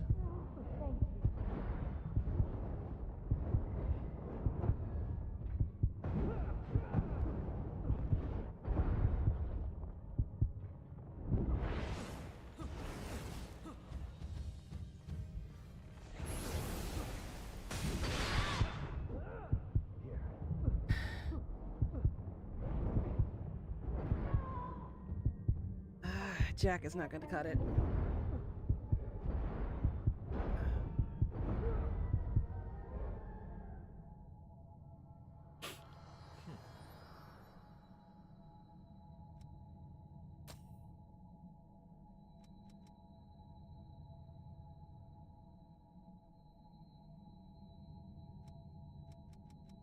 Change of tactics?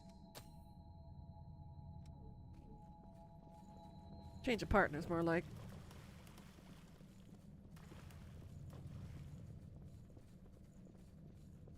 Let's make it another good day. Watch yourself.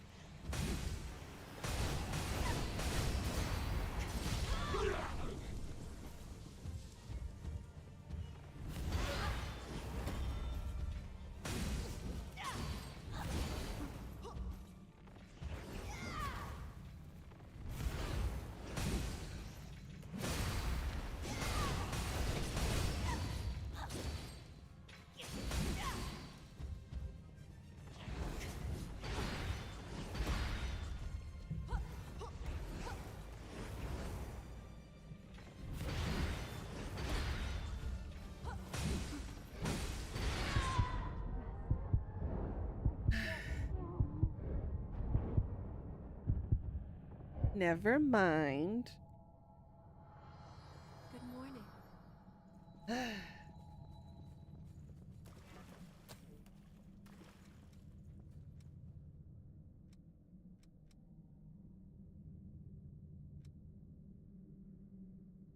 I will keep watch.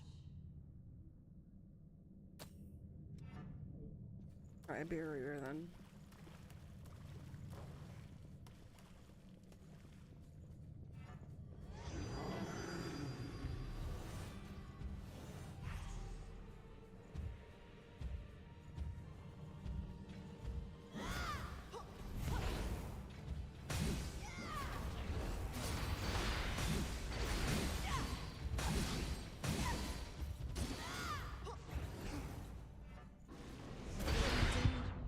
Heal your wounds.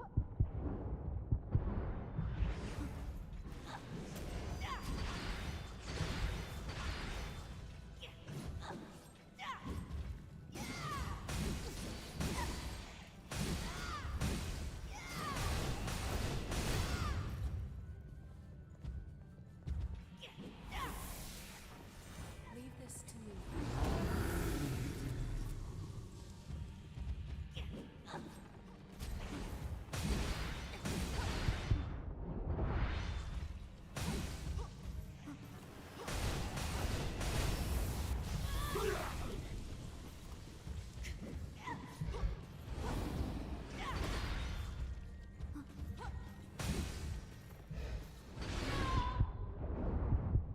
Fuck, did I roll right into that?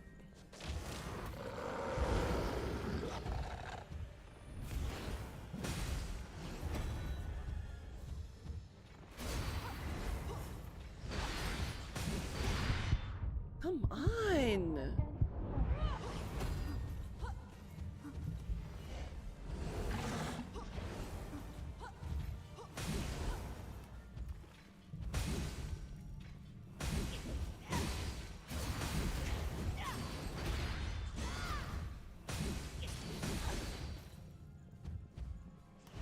This is not good. Tend to your wounds.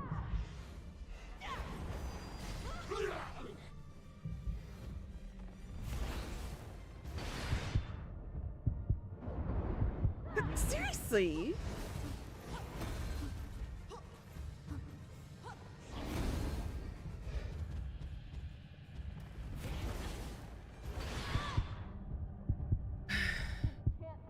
Heal. Fucking heal me, girl. You're finally Whatever happened to her being the best healer?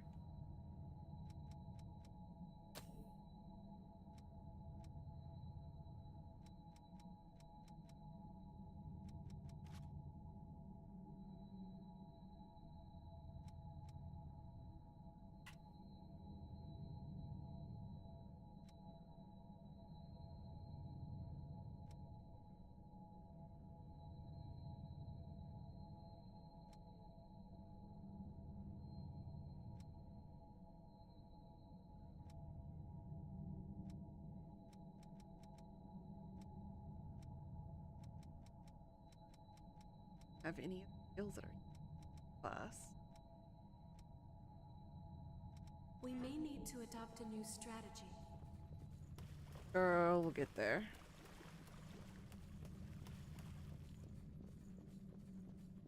Come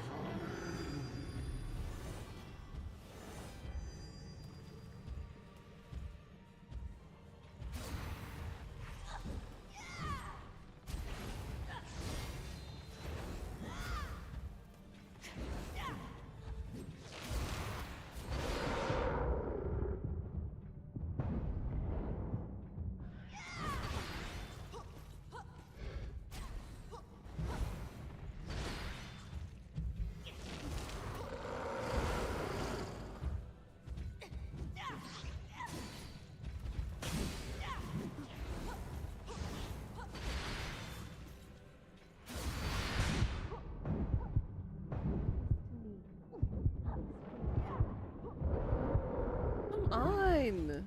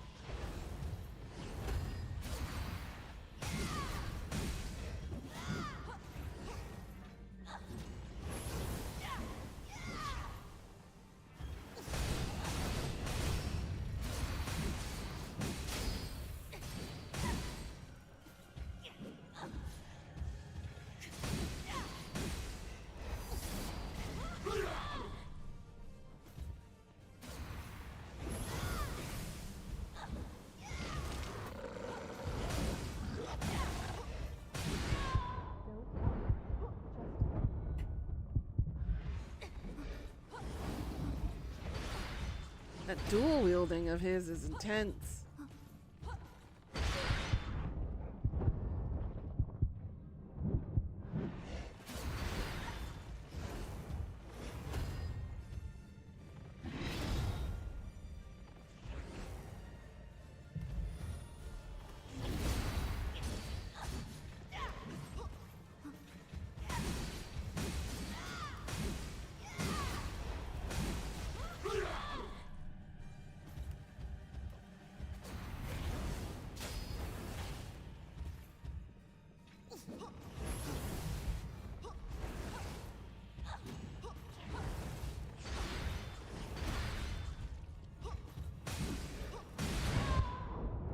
Good grief.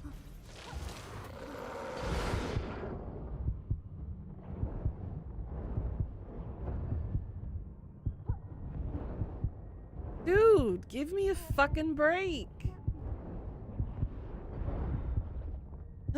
Forget this then. As long as you're still standing, I shall never give up. Just, ugh.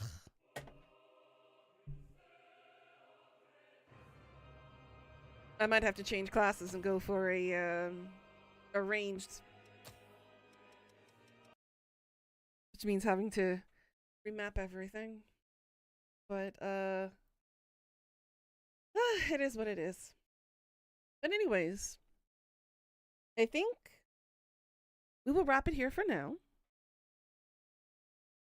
I'll leave you guys with that good taste in your mouth of Casper and the good ending and everything.